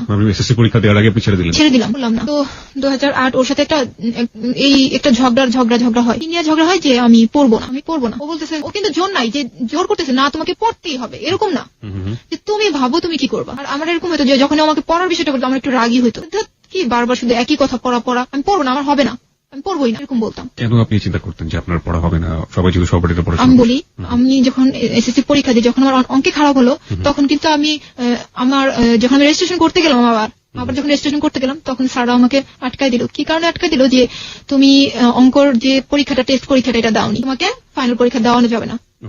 এর জন্য আমার মনেই ভেঙে গেছে যে আমি একটা পরীক্ষা দেবো, আমি তো জানতামই না যে টেস্ট আবার দেওয়া লাগবে অঙ্ক পরীক্ষাটা। আচ্ছা, আমি আর পড়লামই না। তো ওর সাথে একই কথা ছিল যে তুমি করো, তুমি ভাবো তুমি কি করবা, কিন্তু ওর মনে কি ছিল বুঝিনি। তারপর 2008 15 দিন ও আমার কাছেই ছিল। আর 15 দিন, 2 মাস ছিল, 2 মাসের মধ্যে 15 দিন ও আমার কাছে ছিল, বাকি সময়টা ওর বাড়িতে ছিল এবং বিভিন্ন কাজে ও ব্যস্ত ছিল। যে হয়েছে যে সম্পূর্ণটা বাড়িতে ছিল না, ঢাকা ছিল বা কোনো বন্ধু বান্ধবের বাসায় ছিল, এরকম।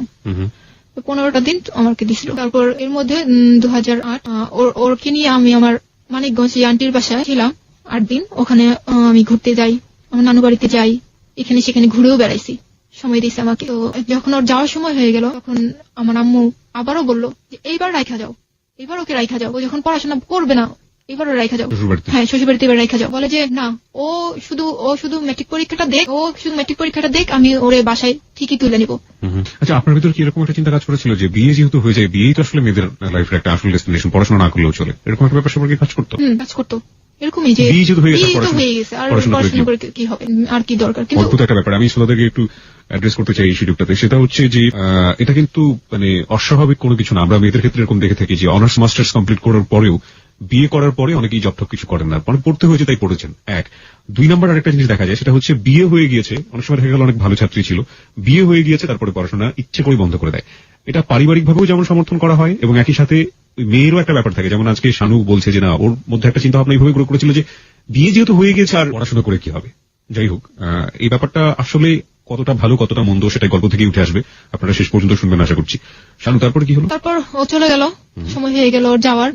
2 মাস দেশে থাকার পর ও চলে গেল।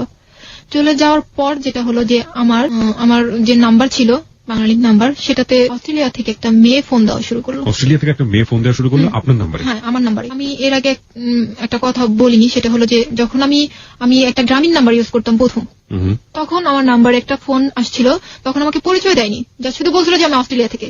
তখন আমি ভাবছি যে এটা হয়তোবা জুয়েলের কোনো ফ্রেন্ড হবে, তখন ভাবছিলাম যে হয়তোবা ওর ফ্রেন্ড হবে। তারপর যখন আমি জুয়েলকে জিজ্ঞেস করছিলাম যে আচ্ছা তোমার কি কোনো ফ্রেন্ড আছে, এরকম দুষ্টামি করে আমাকে ফোন দিছিল একটা মেয়ে। তো বললো যে তুমি এক কাজ করো, কোথা থেকে কোন মেয়ের কোন কাহিনী শুনছো, কি শুনছো না শুনছো, তুমি এক কাজ করো, তুমি নাম্বারটা চেঞ্জ করে ফেলো। তখন আমি নাম্বারটা আসলে চেঞ্জ করে ফেলি ওর কথাতে। জুয়েল বলে যে আপনাকে নাম্বারটা চেঞ্জ করে ফেলো। তো আমি নাম্বারটা চেঞ্জ করে বাংলাদেশ নাম্বারটা নিই। যখন ও 2008 চলে গেল, তখন আমার এই নাম্বারে ওই মেয়েটা ফোন দেওয়া শুরু করলো। ফোন দিয়ে যেসব কথা হইতো, যে কথাটা ছিল এরকম যে তুমি কি জুয়েলের ওয়াইফ? আমি বললাম আপনি কে? আমি জিজ্ঞেস করলাম আপনি কে? তো বললো আমি কে সেটা তোমাকে বলছি, তার আগে বলো যে তুমি কি জুয়েলের ওয়াইফ? হ্যাঁ, আমি তো জুয়েলের ওয়াইফ। আপনি কে? তখন আমাকে বলে যে আমার নাম সোমা। আমি অস্ট্রেলিয়া থাকি, আর জুয়েলের সাথে আমার 2 বছর ধরে রিলেশন। মানে কিসের রিলেশন? দুজনকে ভালোবাসে 2 বছর ধরে? হ্যাঁ। তখন শুনে কোন রকমই মনে করিনি, মনে করছি যে দুষ্টামি, আমার সাথে ফান করা হচ্ছে, সবাই মিলে মনে হয় একসাথে বসে দুষ্টামি করতেছে, এরকম মনে করছিলাম। যখন একের পর এক দিনের পর দিন আমাকে এরকম ফোন দেওয়া হয়, আজে বাজে কথা বলা হয়। আজে বাজে কথা বলতো মানে আপনাকে এরকম ছিল যে কথাগুলো এরকম যে তুই, মেয়েটাকে তুই করেই বলতো যে তুই স্কুল পাস না করতেই তুই এত কিছু করছিস, সেই মেয়ে যে কতটা ভালো আমার জানা আছে, ওর ফ্যামিলি কিভাবে মানবে, এরকম। তারপর বিভিন্ন গালিগালাজও দেওয়া হয়েছে আমাকে। একটা মেয়ে আরেকটা মেয়ের এত বড় শত্রুতা? গালিগালাজ দেওয়া হয়েছে। আর আমাকে যেটা বলতো যে জুয়েল সম্পর্কে আমাকে বলতো যে আমি ওকে তো এখানে অস্ট্রেলিয়াতে জুয়েলকে আমি চাবুক মারি, প্রতিদিন ওকে চাবুক মারা হয়, আর ওকে তো আমি ছাড়বো না, আর দেখবো তুইও কিভাবে অস্ট্রেলিয়াতে আসিস, আমাকে এরকম বলতাম। চাবুক মারি মানে কি? চাবুক মারি বলতে বুঝাইছে যে ও জুয়েল যে ও এটা জেনে ও যে ও বিবাহিত বউ আছে বাংলাদেশে, এটা জেনে ওর সাথে কেন রিলেশন করলো। আচ্ছা আচ্ছা। এটা জানার মানে এটা করে ও কেন ওই মেয়েটার সাথে এরকম করলো, এটার জন্য ওকে প্রত্যেক নিয়ত একটা হয়তো বা এরকম একটা পজিশন সৃষ্টি করে যে এটাকে চাবুক মারা করে এরকম বলছে। এরকম হয়েছে যে যখন ও যাওয়া শুরু গেল তখন থেকে আমাকে ফোন দেওয়া খুবই কম দিত। 15 দিন পর বা এরকম হতো 15 দিন পর পর ও ফোন দিত না। আমি যখন ওকে এই বিষয়টা নিয়ে যখন ওর সাথে কথা বলবো এর জন্য যখন আমি ফোন দিতাম তখন আমাকে বলতো যে আমি তো ব্যস্ত, আমি তোমাকে পরে ফোন দিতেছি এরকম বলতো। তারপর দেখা যেত যে 15 দিন 20 দিন পরে আমাকে ফোন দিত। একটু অবাকই হই যে মানুষ প্রতিদিন 3-4 বার ফোন দিত, সে মানুষ 20 দিন হয়ে গেছে 15 দিন হয়ে গেছে আমাকে ফোন দেয় না। তখন আমি ওর আচরণে আর মেয়েটার কথাবার্তা একটু সন্দেহ করা শুরু করি। তখন আমি মেয়েটাকে অনেক কিছু জিজ্ঞেস করি যে আপনারা কতদিন ধরে রিলেশন করছেন, আপনি কি যে জানেন না যে ওর ওয়াইফ আছে? বলে যে না, আমি জানলে, আমি একটু শিক্ষিত মেয়ে, আমি ঢাকা জাহাঙ্গীর থেকে ইংলিশ অনার্স করছি, তারপর এখানে এসে আমি নিজে জব করি, নিজে পড়াশোনা করি, আমি কি জেনে শুনে এই কাজটা করবো? তো আমি কি জেনে শুনে এই কাজটা করবো, তোমার কি মনে হয়? আমাকে জিজ্ঞেস করতেছে। তো বললাম আমি জানি না। আমি বলছি আমি জানি না। তো আপনি এখন তো জানছেন, তাহলে এখন কেন সরে যান না? এখন সরে যান। বলে না আমি সরবো না, তুই সরে যাবি। আমাকে বলে তুই সরে যাবি, তুই অস্ট্রেলিয়াতে আসতে পারবি না, আর ওকে আমি এখান থেকে যেতে দেবো না। জুয়েলের কথা বলতেছে, ওকে আমি যেতে দেবো না। তখন আমি জুয়েলের সাথে কন্ট্যাক্ট করার অনেক চেষ্টা করি, যে আমি ওকে বলি যে আমাকে এই মেয়েটা এত জ্বালাইতেছে, আমি শান্তি পাইতেছি না, আমি সারাক্ষণ টেনশনে আছি এই বিষয়টা নিয়ে। ওরা বলি, ও আমাকে কি বললো যে মেয়েটা হচ্ছে ওর ফ্রেন্ড, পাশে ফ্ল্যাটে থাকে, এতটুকুই। তখন আমি বললাম যে ও তোমার ফ্রেন্ড, ও এতটুকু সম্পর্ক, তাহলে ও আমাদের কিভাবে বিয়ে হয়েছে এই জিনিসটা ও কিভাবে জানলো? বলছে যে জানতে পারে না, আমি বলতে পারি না এই বিষয়টা, কি বলতে পারি না। আচ্ছা ঠিক আছে। আমি বললাম যে ওকে বললো আমার কাছে যেন ফোন না দেয়, আমার ভালো লাগে না কথা বলতে, এরকম কথা বলে আমার ভালো লাগে না, আমাকে ফোন দিতে মানা করে দিও। তো বললাম যে আচ্ছা ঠিক আছে। কিন্তু এটা কিন্তু হয়নি, আমাকে রেগুলার ফোন দিত, রেগুলার মেয়েটা আমাকে ফোন দিত। কিন্তু জুয়েল কিন্তু রেগুলার ফোন দেওয়া বন্ধ করে দিল। রেগুলার ফোন দিত, কথাগুলো ঠিক এইরকমই ছিল যে তুই খারাপ মেয়ে, তুই নষ্ট মেয়ে, তোর বাবা মা কিভাবে পারলো, মেয়েকে ছেড়ে দিল, একটা ছেলের পিছনে ঈদ করে দিল, ও জুয়েলকে বড় পাইছিস, টাকাওয়ালা পাইছিস, এই সেই মানে যত রকমের হাবি জাবি কথা আছে সব। এগুলো শুনে আমি কিন্তু কোনো উত্তরই দিতে পারিনি। আমি শুধু মেয়েটার কথা শুনে কান্নাকাটি করছি, কোনো উত্তর দিতে পারিনি। আমি শুধু অবাক হয়েছি একটা বিষয়, যে আমি একদিন একটা মেসেজ দিছি জুয়েলকে। সেই মেসেজটা আমাকে জুয়েল রিপ্লাই না করে ওই মেয়েটা আমাকে রিং দিয়ে রিপ্লাই করছে যে তুমি এই মেসেজটা যে পাঠাইছো, জুয়েল তো নাই, জুয়েল তো ওর ফোনটা রেখে কাজে গেছে, এরকম বলছে। আমি তাও বিশ্বাস করিনি, মেয়েটার কথা বিশ্বাস করিনি। আমি কি করছি, ওর পার্সোনাল নাম্বারে ফোন দিছি। ফোন দেওয়ার পর দেখি মেয়েটাই রিসিভ করছে। আমি হ্যালো না বলে মেয়েটার কণ্ঠটা শুনেই আমি লাইনটা কেটে দিছি। তারপর আমি কেটে দেওয়ার পরে যখন আমি আর কোনো মেসেজ, কোনো ফোন, কোনো কিছু দেইনি। তার কিছুক্ষণ পরেই যখন জুয়েল বাসায় ফিরছে, মনে হয় আমি জানি না কেন জানি ও আমাকে ফোন দিছে। হয়তোবা ওই মেয়েটার কাছেই শুনছে যে আমি ফোন দিছি, মেয়েটা রিসিভ করছে, এরকম শোনার পর আমাকে ফোন দিছে হয়তোবা। ফোন দেওয়ার পর যখন ও ফোন দিছে তখনই আমি সাথে সাথে জিজ্ঞেস করছি, আচ্ছা তুমি আমাকে একটা প্রশ্নের অ্যান্সার দিবা? বলো যে কি? বলছি যে একটা মেয়ে কতটুকু অধিকার দিলে তোমার পার্সোনাল ফোনটা রিসিভ করতে পারে? তখন ও আমাকে বলে যে আসলে কি, আমার ফোনটা তো আমি রেখে গেছি, ওর একটা ফ্রেন্ড ছিল রেজন নাম, তো বললো যে রেজওয়ানকে বলছিলাম ফোনটা নিয়ে আসার জন্য, ও নিয়ে আসেনি, এর মধ্যে দেখছি যে আমার ফোনটা বাজতেছে, তো সুমা রিসিভ করছে, এরকম বোঝাইলো আমাকে। আমি বললাম আচ্ছা রিসিভ করছে ভালো কথা, আমাকে এত বাজে বাজে কথা কেন বলে? তুমি কি কিছু বলবা? তুমি কি আমাকে সত্যিটা বলবা আসলে কি হয়েছে, সমস্যা কোন জায়গায়, বা তোমার সাথে মেয়েটার কি কোনো রিলেশন, তুমি আমাকে বলো। কিছুই বলে না, যে না আমার মেয়েটার সাথে কিছুই না, মেয়েটার সাথে আমার কিচ্ছু না। যখনই আমি এই কথা তুলি একটা বিষয় খেয়াল করছি যে অনেক বেশি রেগে যায়, কথাটা এড়াই যেতে চায়, বলতে চায় না যে মেয়েটার সাথে ওর কি রিলেশন, বলতে চায় না। কোনোভাবেই আমি জানতে পারি না মেয়েটার সাথে ওর কি সম্পর্ক। তারপর যাই হোক, এরকম করে 1 বছর মেয়েটা আমাকে ফোন দেয়, 1 বছর ওর সাথে মেয়েটার সাথে কন্টিনিউ কথা বলি, এরকম ও আমার বিষয় জানতে পারে, আমি ওর বিষয় জানতে পারি। তারপরে আমি একটা অনুষ্ঠানে যাই, সেখানে হঠাৎ করে মেয়েটা ফোন দেয়। তো আমি মেয়েটার সাথে এত বাজে বাজে কথা বলতেছিল যে আমি ওর সাথে পারতেছিলাম না, কথার অ্যান্সার দিতে পারতেছিলাম না। তখন আমার এক আন্টি ছিল, যে আন্টির কথা আমি বলছি, অ্যাডভোকেট, ওই আন্টি ছিল সাথে আমার। আমি আন্টিকে ফোনটা দিয়ে দিছি যে আন্টি দেখেন মেয়েটা আমাকে কি বলতেছে, এত খারাপ কথা বলছে। তো মেয়েটাও গালাগালি করতেছে, আন্টিও অনেক গালাগালি করছে। তার কিছুক্ষণ পর অনুষ্ঠান শেষ করে আমি যখন ফিরতেছি, বাসার দিকে ফিরতেছি, তখন আমি দেখি যে জুয়েলের যে পার্সোনাল নাম্বার আছে ওটা থেকে আমাকে ফোন আসছে। ফোন আসার পর ও আমাকে এই ফোনটা ছিল ওর অনেকদিন পরে, প্রায় 20 দিন কি 25 দিন পর আমাকে ফোনটা দেওয়া। এই ফোনটা দেওয়ার পরে যে আমাকে কথাগুলো খুব খারাপ করে বলতেছিল, জুয়েল, হ্যাঁ খারাপ করে বলতেছিল, এবং তুই করে বলতেছিল। হ্যাঁ ফার্স্ট টাইম আমাকে তুই করে বলতেছিল। আমি ওরে কিছুই বলিনি, কিছুই বলতে পারিনি। আমি শুধু বলছি যে আমি মেয়েটাকে গালাগালি করছি সেটা তোমার লাগছে, আর মেয়েটা যে আমাকে এত কিছু বলছে, আমি যে তোমাকে এতবার বললাম যে মেয়েটা আমাকে এত কিছু বললো, সেটা তোমার একটুও লাগলো না? আমি তোমার ওয়াইফ, ও আমাকে এত কিছু বলছে, সেটা আমি তোমাকে বললাম, তুমি সেটা নিয়ে কোনো প্রতিবাদ করলো না, আর মেয়েটাকে আমি বকা দিছি সেটাতে তুমি আমাকে এরকম গালাগালি করতেছো। বলে যে তখনই আমাকে ফার্স্ট বললো যে তুই এখনো পেপারটা হাতে পাস নাই। বললাম যে কিসের পেপার? তো তখনই আমাকে বললো যে পাবি, জলদি তুই একটা পেপার পাবি। যেদিনই কথা বলার পর ওর কথা সহ্য করতে না পেরে আমি এক প্রকার লাইনটা কেটে দিই, কথা বলতে চাই না, বাসায় চলে আসি। সারাক্ষণ একটা টেনশন, কি হইতেছে। আর দেখা যাচ্ছে মিনিটে মিনিটে আমাকে ফোন দিত মেয়েটা। হ্যাঁ, একটু পর পর ফোন দিত। একদিন ফোন দিছে, ফোন দেওয়ার পর দেখি যে ও আমাকে বলছে যে তোর মেয়েটা বলতে চায় তোর জুয়েল বাবার সাথে কথা বলিস না এখন, এরকম এরকম বলতেছে। এখন আমিও বলছি যে যদি তোর সাহস থাকে তাহলে তুই তোর জুয়েল বাবাকে ফোনটা দে, এরকম বলছি আমি। তো ফোনটা না দিয়ে দুজন ওই ফোনটা কাটিনি, নাই কেটে ওরা দুজন ওখানে ঝগড়া করতেছে, আমি শুনতেছি। দুজনেই খুব ঝগড়া করতেছে, তুই তোমার এই করে কথা বলতেছে, আমি এগুলো শুনতেছি।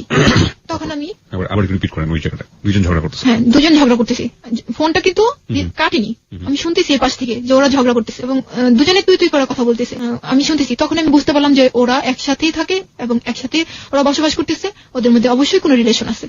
তখন আমি বুঝতে পারছি। তারপর আমি ওদের ফোনটা কেটে বাসায় আসি, বাইরে ছিলাম আমি। বাসায় এসে তারপর আমি আম্মুকে সেদিন আমি সব বলছি, আম্মু আমাকে এই মেয়েটা আমাকে ফোন দেয় এবং এগুলো কথা বলে। তো আমার আম্মু বলে তুমি জুয়েলকে বলছো? বলছি, জুয়েল আমার সাথে এই করতেছে, জুয়েল আমাকে এই ভাষায় কথা বলছে, জুয়েল আমাকে এই গালিটা দিছে, এরকম বলছি। তখন আমার মা ওর সাথে কথা বলার জন্য অনেক চেষ্টা করছে, কিন্তু যখনই আমি ফোন দেই ও তো ফোন দেওয়া বন্ধই করে দিছে, ও টোটালি ফোন বন্ধ করে দিছে যে আমাকে আমার ফোন দিবেই না। আমি অনেক চেষ্টা করছি ওর সাথে কথা বলার জন্য, অনেক ফোন দিছি। দেওয়ার পর ও ফোন রিসিভ করলে ও যখনই দেখে যে আমার ভয়েসটা, তখনই ও লাইন কেটে দেয়। যখনই আমার ভয়েসটা শুনে তখনই ও লাইনটা কেটে দেয়। তারপর আমার কিছুতেই যোগাযোগ করতে পারি না, না আমার বাবা মার সাথে কথা বলে দিতে পারতেছি, না আমার সাথে কথা বলে। আমি জানতেই পারলাম না যে কেন ও এরকম করতেছে, আমাকে সরাসরি কেন বলে না, কিছুই না বলতেছে মেয়েটার সাথে রিলেশন আছে, না আমাকে কিছু বলতেছে, মেয়েটাকে দিয়ে আমাকে গালাগালি করতেছে। আর মেয়েটা যখন বলতেছে তখন ও আমাকে রিং করে গালাগালি করতেছে। এই অবস্থা চলতেছে 2009 সাল নভেম্বরের 23 তারিখ আমি একটা পেপার হাতে পাই। পেপারটা ছিল এরকম যে স্বামী কর্তৃক তালাকের নোটিশ। পেপারটা আমার সামনে রয়েছে, আমি একটু আমাদের শ্রোতাদেরকে পড়ে শোনাতে চাই। 2009 সালে কত সালে পেয়েছিলেন এটা? 2009 সালে নভেম্বরের 23। 1961 ইংরেজি সালের মুসলিম পারিবারিক আইন এর 7-এর 1 ধারা মতে স্বামী কর্তৃক তালাকের নোটিশ। জনাবাদ, যথাযথ সম্মানপূর্বক আমি নিম্ন স্বাক্ষরকারী, আপনার হাজবেন্ডের নাম, তার পিতার নাম এবং তার গ্রাম ঠিকানা, তারপরে হলো এখানে care of professor Habiba Begum. উনি ওনার বাড়িতেই ওনারা মানে ভাড়া থাকে, ওনার কেয়ার অফ দেওয়া আছে ওনাকে। আর এখানে যেটা আছে যে নিকানামা, আপনাদের বিয়ে হয়েছিল 2002 তারিখে। না, এটা ও এখানে একটা কথা আছে যে ও বিয়ের তারিখটা ঠিক মতো লিখতে পারে না। এখানে যে কাজটা হয়েছে, ও যে তারিখটা দিচ্ছে তালাকের তারিখটা, সেটা হচ্ছে 2008-এ যখন ও দেশে আসছে, যখন ও এখান থেকে যায় সেই তারিখটা কিন্তু ও দিয়ে তালাকটা পাঠাইছে, কিন্তু পেপারটা কিন্তু আমি টানা 1 বছর পর পাইছি। আচ্ছা, তার মানে ও দেশে এসে যখন আপনার সাথে ভালো ব্যবহার করেছে তখন কিন্তু ওই পেপারটা ও সাইন করছে, মানে ও দেখাইছে যে ওই তারিখে যাওয়ার সময় আমি এই তালাকটা দিয়ে গেছি। এখানে যে রেজিস্ট্রার অফিসের আমি সিল সাপোর্টটা পাচ্ছি সেটা হচ্ছে ডেমারিয়া থানা, কেরানীগঞ্জ জেলা। কেরানীগঞ্জ থেকে জিনিসটা করেছে। কেরানীগঞ্জে কি আপনার জানা মতে? না, আমার জানা মতে ওখানে আমি কাউকে চিনি না বা ওর কেউ আছে আমার মনে হয় না। ওকে, তাহলে সালটা মানে ডেটটা পিছনে দিয়ে সে কাজটা করেছে। আপনার নাম আছে এখানে এবং আপনার বাসার অ্যাড্রেস, তারপরে লিখেছে বিবাহ পর হইতে আপনার কারণ যেটি দেখিয়েছে, উক্ত স্ত্রী স্বামীকে মানসিকভাবে নির্যাতন করে, টাকা পয়সা দাবি করে, মনের অমিল বনিবানা হয় না। তারপরে লিখেছে যাহা শরীয়তের সম্পূর্ণ পরিপন্থী বিধায় অদ্য 27/1/2009 ইংরেজি তারিখে আমি নিম্ন স্বাক্ষরকারী স্বেচ্ছায় সজ্ঞানে সুস্থ মস্তিষ্কে অন্যের বিনা প্ররোচনায় আপনার নাম 1 তালাকে বায়েন করিয়া বিবাহ বন্ধন ছিন্ন করিলাম। তারপরে মর্মতকরণ হলো, নিবেদক হচ্ছে আপনার হাজবেন্ডের নাম, ওর সাইন তো না এখানে, মোহাম্মদ আব্দুল্লাহ আল কাউসার। এটা কি ওর সাইন? না, এটা আমার মনে হয় না যে ওর হাতের লেখা। নিবেদক মোহাম্মদ আব্দুল্লাহ আল কাউসার। আপনার বিবাহের কাবিননামাটা কই? আপনার বিবাহের কাবিননামায় ওর হাতের সাইনটা কই? এখানে তো এখানে না, এখানে আপনাদের দুজনের সাইনই তো অবশ্যই নিশ্চয়ই থাকবে। এই যে আব্দুল্লাহ আল কাউসার, রাইট? ওকে, আমি আমার শ্রোতাদেরকে বলছি, আমি আমার নিজের 2 চোখ দিয়ে যেটা দেখতে পাচ্ছি সেখানে যেটা মনে হচ্ছে আমার কাছে যে ইয়েস, এই সাইনটা তো নিজে করেছিল, রাইট? হ্যাঁ, এটাও নিজে করছে। আপনি কি 2 বছরে বুঝতে পেরেছেন যে এই দুজনের সাইন একরকম না? একরকম না। আমি পেপারটা হাতে পাওয়ার পরেই বুঝতে পারছি যে এটা ওর সাইন না। এবং এখানে যেটা মজার বিষয় হচ্ছে যে কাবিননামাতে যে সাইনটা আছে আব্দুল্লাহ আল কাউসার, সেখানে আব্দুল্লাহ বানানটা হচ্ছে ঠিক আছে, এখানেও ঠিক আছে, আল ঠিক আছে, আব্দুল্লাহর পরে উনি কোনো হাইফেন ইউজ করেননি, ওখানে আলের পরে কোনো হাইফেন নাই, এখানে হাইফেন ইউজ করা হয়েছে। কাউসার বানানে ও লিখেছে কয় আকার রস্য মূর্ধন্য শয় আকার আর বয়শূন্য র, কিন্তু তালাক নামাতে দেখলাম কাউসার বানানে লেখা হয়েছে কয় আকার ও, এখানে রস্যটা নেই এবং হাতের লেখার মধ্যে কোনো মিল নেই। তার মানে এটা আপনার হাজবেন্ডের সাইন না, কিন্তু আপনার হাজবেন্ড যে কোনো কাউকে দিয়ে এই কাজটি করিয়েছে। এবং এখানে কেরানীগঞ্জ থানার সিলসাপুর সরকারি অফিসারের যেটা থাকার কথা সেটা এখানে আছে। কি স্টোরির মুখোমুখি হয়েছে বাবা আজকে। ওকে, তারপরে এটা পাওয়ার পরে কি হলো, কি করলেন? এটা পাওয়ার পরে আমি তো যখন হাতে পাই তখন তো মানে হয়ে গেছে, একদমই শক্ত হয়ে গেছি, কি করব কিছুই বুঝতে পারিনি। ওর সাথে যোগাযোগের অনেক চেষ্টা করছি, ওর ফ্যামিলিতে যোগাযোগের চেষ্টা করলাম। ওর ফ্যামিলিতে কি হয়েছে যে ওর বাবা মার সাথে আমাকে কথা বলতে দেয় না। আমি যে নাম্বারটায় ফোন দিতাম সেই নাম্বারটা ব্যবহার করতো ওর ভাই, ওর বড় ভাই। ওর ভাইকে যখন আমি ফোন দিলাম, আমি তখন বললাম যে আমাকে একটু মাকে দেন, আমি একটু কথা বলবো, আমার মার সাথে একটু কথা আছে। তখন বললো যে যা বলার তুমি আমার সাথেই বলো। বড় ভাইটা বললো যা বলার তুমি আমার সাথেই বলো। আমি বললাম যে আপনার ভাই এরকম করার মানে কি, মানে তার সাথে তো আমার কিছুই হয়নি, না ঝগড়াঝাটি কিছুই হয়নি, তাহলে হঠাৎ করে পেপার পাঠায় দিল, আমি তো কিছুই বুঝলাম না কি হয়েছে, আপনাদের সাথে কি কিছু বলছে বা আপনারা কি জানেন, এরকম জিজ্ঞেস করলাম। তো ভাইয়ের অ্যান্সারটা ছিল এরকম যে তোমরা জানো যে তোমাদের মাঝে কি হয়েছে সেটা তোমরা জানো, আমরা জানি না, এরকম অ্যান্সার। তারপরও আমি অনেকবার অনেক নাম্বারে ফোন দিয়ে আমার শাশুড়ির সাথে কথা বলতে চাইছি, কিন্তু আমার শাশুড়িকে আমি পাইনি। তার সাথে আমার একবার কথা হয়েছিল, সেটা হলো যে আমি একবারই কথা বলছি, সেদিনই সে আমাকে বলছিল যে আমি এই মেয়েকেই ঘরে তুলবো, এরকম একটা কথা আমাকে বলছিল। সেই কথাটাই আমি বলতে চাইছিলাম যে মা আপনি তো এই কথাটা আমাকে বলছিলেন, তাহলে কেন, কি কারণে আমাকে এই পেপারটা আমাকে পাঠানো হলো? এই পেপারটা তো মানে আপনাদের জানাই করা হয়েছে, আমি কখনোই ওনাদের সাথে যোগাযোগ করতে পারিনি। শামীমা সুলতানা শানু, এই স্বাক্ষরটা কি আপনার? এটা আপনার হাজবেন্ডের স্বাক্ষর। ওকে, আমাকে একটু বলেন তো যে আপনারা যে লোকটাকে ধরার জন্য এত একদম ফর্মালি একটা ব্যবস্থা করলেন, তাকে ওখানে লোকজন পাঠিয়ে ধরে নিয়ে আসা হলো, এই পেপারটা পেয়েছেন আপনারা 2009 সালে, আপনারা আইনি কোনো ব্যবস্থা নিয়েছেন? এরপরে কেন নেননি? নিইনি। আমি যখনই আইনের ব্যবস্থা নেব, এটা আমি বলি আমার একটা আন্টি অ্যাডভোকেট, আমি তার কাছে এটা নিয়ে যাওয়ার পর আমার আন্টি বলে যে এটা নাকি জুয়েলের সাইন না, আর যেহেতু জুয়েল দেশের বাইরে, এটা দিয়ে এখনই কিছু করা যাবে না, এরকম একটা কথা আমাকে বলছে যে কিছুই করতে পারবো না, ছেলে দেশে আসলে তারপর আমি বললাম যে ছেলে যদি কখনোই দেশে না আসে তাহলেও কি কিছু করার নাই? তখন বললো তুমি একটু অপেক্ষা করো, আমি দেখি কি করা যায়। কিন্তু এই পর্যন্ত আমার আন্টি বলতে হচ্ছে আমাকে যে আমার আন্টি আমাকে কোনো হেল্পই করেনি। আমার মাকে বলি যে মা তুমি একটু যা আন্টিকে বলো না যে এটা নিয়ে ঝুলে আসি কেন, এটা নিয়ে কিছু একটা করো। যখন যাই তখন বলি যে আমার আম্মুরে বলি কি যে তুমি একটু আন্টিকে ছাড়া অন্য উকিলকে বলো। যখনই যায় বা কারো কাছে আলাপ করে তখনই গাদা গাদা টাকা চায়। আর আমি একবারই তো বললাম যে আমার ফ্যামিলিতে ওরকম কোনো নাই। আর একটা কথা যে আমি প্রচন্ড ভয় পাই, যেটা যে আমার সাথে যখন জুয়েলের কথা হয়েছে, আমি ইদানিং এর কথা বলবো, 2 সপ্তাহ আগের কথা, যে 2 সপ্তাহ আগে যখন আমি কথা বলছি ওর সাথে, তখন এরকম ছিল যে আমি একটা নতুন একটা সিম নিই, নেওয়ার পরে ওটা থেকে আমি একটা মেসেজ দিই ওকে। মেসেজটা ছিল এরকম, কেমন আছো, তুমি আমাকে চেনো, এরকম একটা মেসেজ ছিল। ও এই মেসেজটা পাওয়ার সাথে তো আমার ওই নতুন নাম্বারে ফোন দিই। তারপর তখন আমি ওর সাথে কথা বলে আমি জানতে পারি যে আমি যদি কোনো আইনি কাজে যাই তাহলে ও আমাকে ফাঁসাবে, মানে ও আমার নামে উল্টা কেস করবে, এরকম ভয়ভীতি আমাকে দেখাচ্ছে।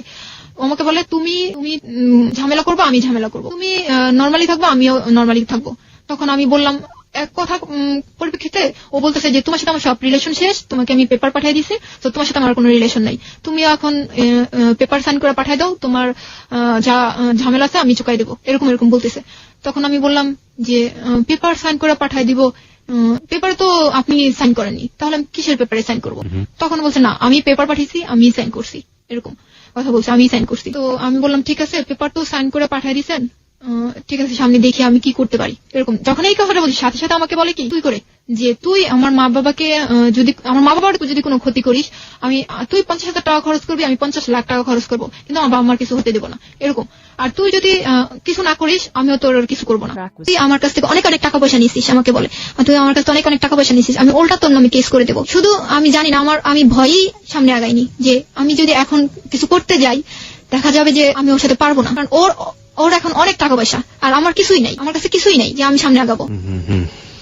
ওকে, এই তো আপনার গল্প, তাই না? আর কিছু বলার আছে? আর কিছু বলতে চান আপনি? আর কি বলবো, আমার এখানে আরেকটা কথা আছে যে ভাইয়া ও হচ্ছে আমাকে জিজ্ঞেস করছিল যে তুমি কি চাও, তুমি এখন কি চাও। আমি যখন মেসেজটা দিছি তখন আমাকে ফোন দিয়ে বলছিল যে তুমি এখন কি চাও। আমি বলছি যে আমি কি চাই সেটা না, আমি কি চাই সেটা তো আপনি জানেন যে আমি কি চাই, তুমি কি আমার সাথে সংসার করবা? আপনি কি সংসার, আপনি যদি এটা চিন্তা করতেন যে আমি সংসার করব তাহলে তো আপনি পেপারটা পাঠাইতেন না, তাহলে আপনি আমার সাথে ডিসকাস করতেন যে শানু তুমি কেন পড়াশোনাটা করো নাই, তুমি পড়াশোনা করো তাহলে আমি তোমার সাথে সংসার করব। আপনি কখনোই আমাকে বলেননি, কখনো আপনার জোর ছিল না।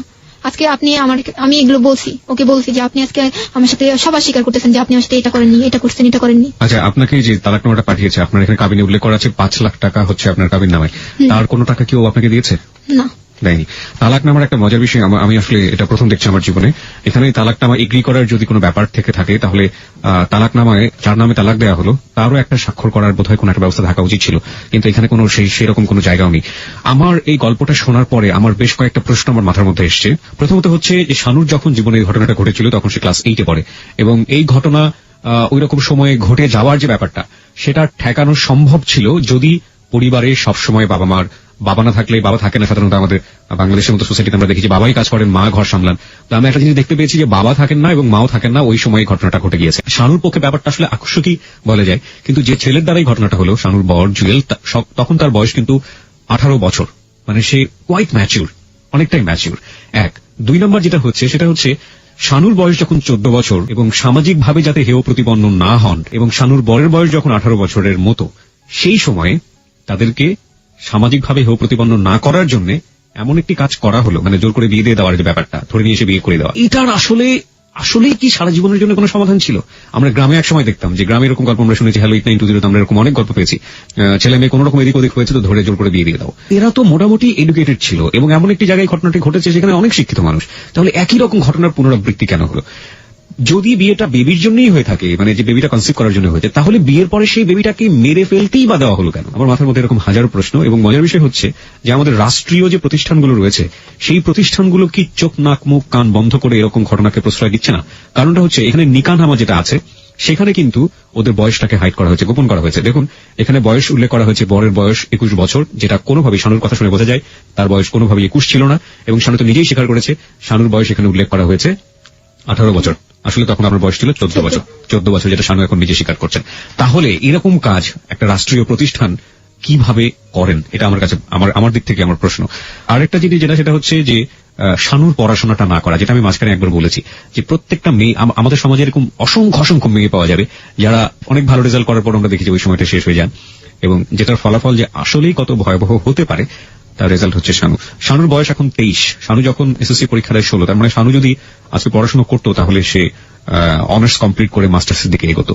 এরকম একটা সময়ে একটা মেয়ে নিজের পায়ে দাঁড়ানোর জন্য অনেক কিছুই করতে পারে, একটা চাকরির খোঁজ করতে পারে, যে কোনো কিছু করতে পারে। কিন্তু শানু তো, আপনি কি এসএসসি পাস করেছেন? না। আপনি এসএসসি পাসও করেননি, শানু এখন কোনো একটা জায়গায় দাঁড়াতেও পারবে না। So tell me, what is the solution? সমাধানটা আসলে কি হতে পারে? ও যেটা বলছে যে ওর হাজবেন্ডের অনেক টাকা আছে। আমরা জানি যে নারীদের ক্ষেত্রে আমরা রাষ্ট্রের দিক থেকে অনেক ব্যবস্থা নিয়েছি, নারীরা চাইলেই এখন অনেক কিছু করতে পারেন, কিন্তু যেখানে এত বড় গলদ থেকে যাচ্ছে, শুরুতেই তো ভুল একটা করেছে আমাদের রাষ্ট্রীয় প্রতিষ্ঠান। কেন 14 বছর একটা মেয়েকে 18 বছর বানানো হলো? সামাজিকতা রক্ষা করার জন্য যদি তার বাবার কাজটা করে থাকেন, শেষ পর্যন্ত কি সেই সামাজিকতা রক্ষা করতে পেরেছেন? সেই কোয়ার্টারে তো থাকতে পারেনি, সেখান থেকে বের হয়ে যেতে হয়েছে। তাহলে নিজের ভাই 2 বছর তার সাথে কথা বলেন, সমাধান আসলে কি হতে পারে? টাকা দিয়ে যদি লড়ে যান সেই ছেলেটি এবং দেশের বাইরে আছেন, তাকে কিভাবে ধরে নিয়ে আসা হবে? সবকিছু মিলিয়ে একটা অনেক বড় জটিলতা, এবং এই জটিলতায় দাঁড়িয়ে আসলেই কোনো অ্যাডভাইস বা কোনো উপদেশ দেওয়া যায় কিনা আমি জানি না। আমি শুধু শানুকে ফিল করেছি, শানুর গল্পটাকে অনুভব করার চেষ্টা করেছি, বাকিটুকু আপনাদের হাতে ছেড়ে দিলাম। আপনারা প্রত্যেকের জায়গা থেকে অনুভব করুন এখানে ভুল আসলে কার। এই গল্পটা শোনার পরে অনেকেই অনেক রকমের উপদেশ দিয়ে পাঠাবেন শানুর জন্য, যেটা সবসময় বিভিন্ন গল্পে হয়ে থাকে, কিন্তু এই উপদেশগুলো আসলে না প্রতি সপ্তাহে হারিয়ে যায়। এগুলো আসলে কি জীবনের কোনো সমাধান করছে? তবে হ্যালো 8920 গল্পের সার্থকতা সেখানেই, যদি একটা গল্প শোনার পর মানুষ এরকম কোন কাজ করতে গিয়ে যদি শানুকে মাথায় রেখে সেই কাজটা থেকে বিরত থাকে, তাহলেই মূলত হ্যালো 8920 সার্থকতা। আমরা আজকে শানুর গল্পটা এখানেই শেষ করছি, একটু পরেই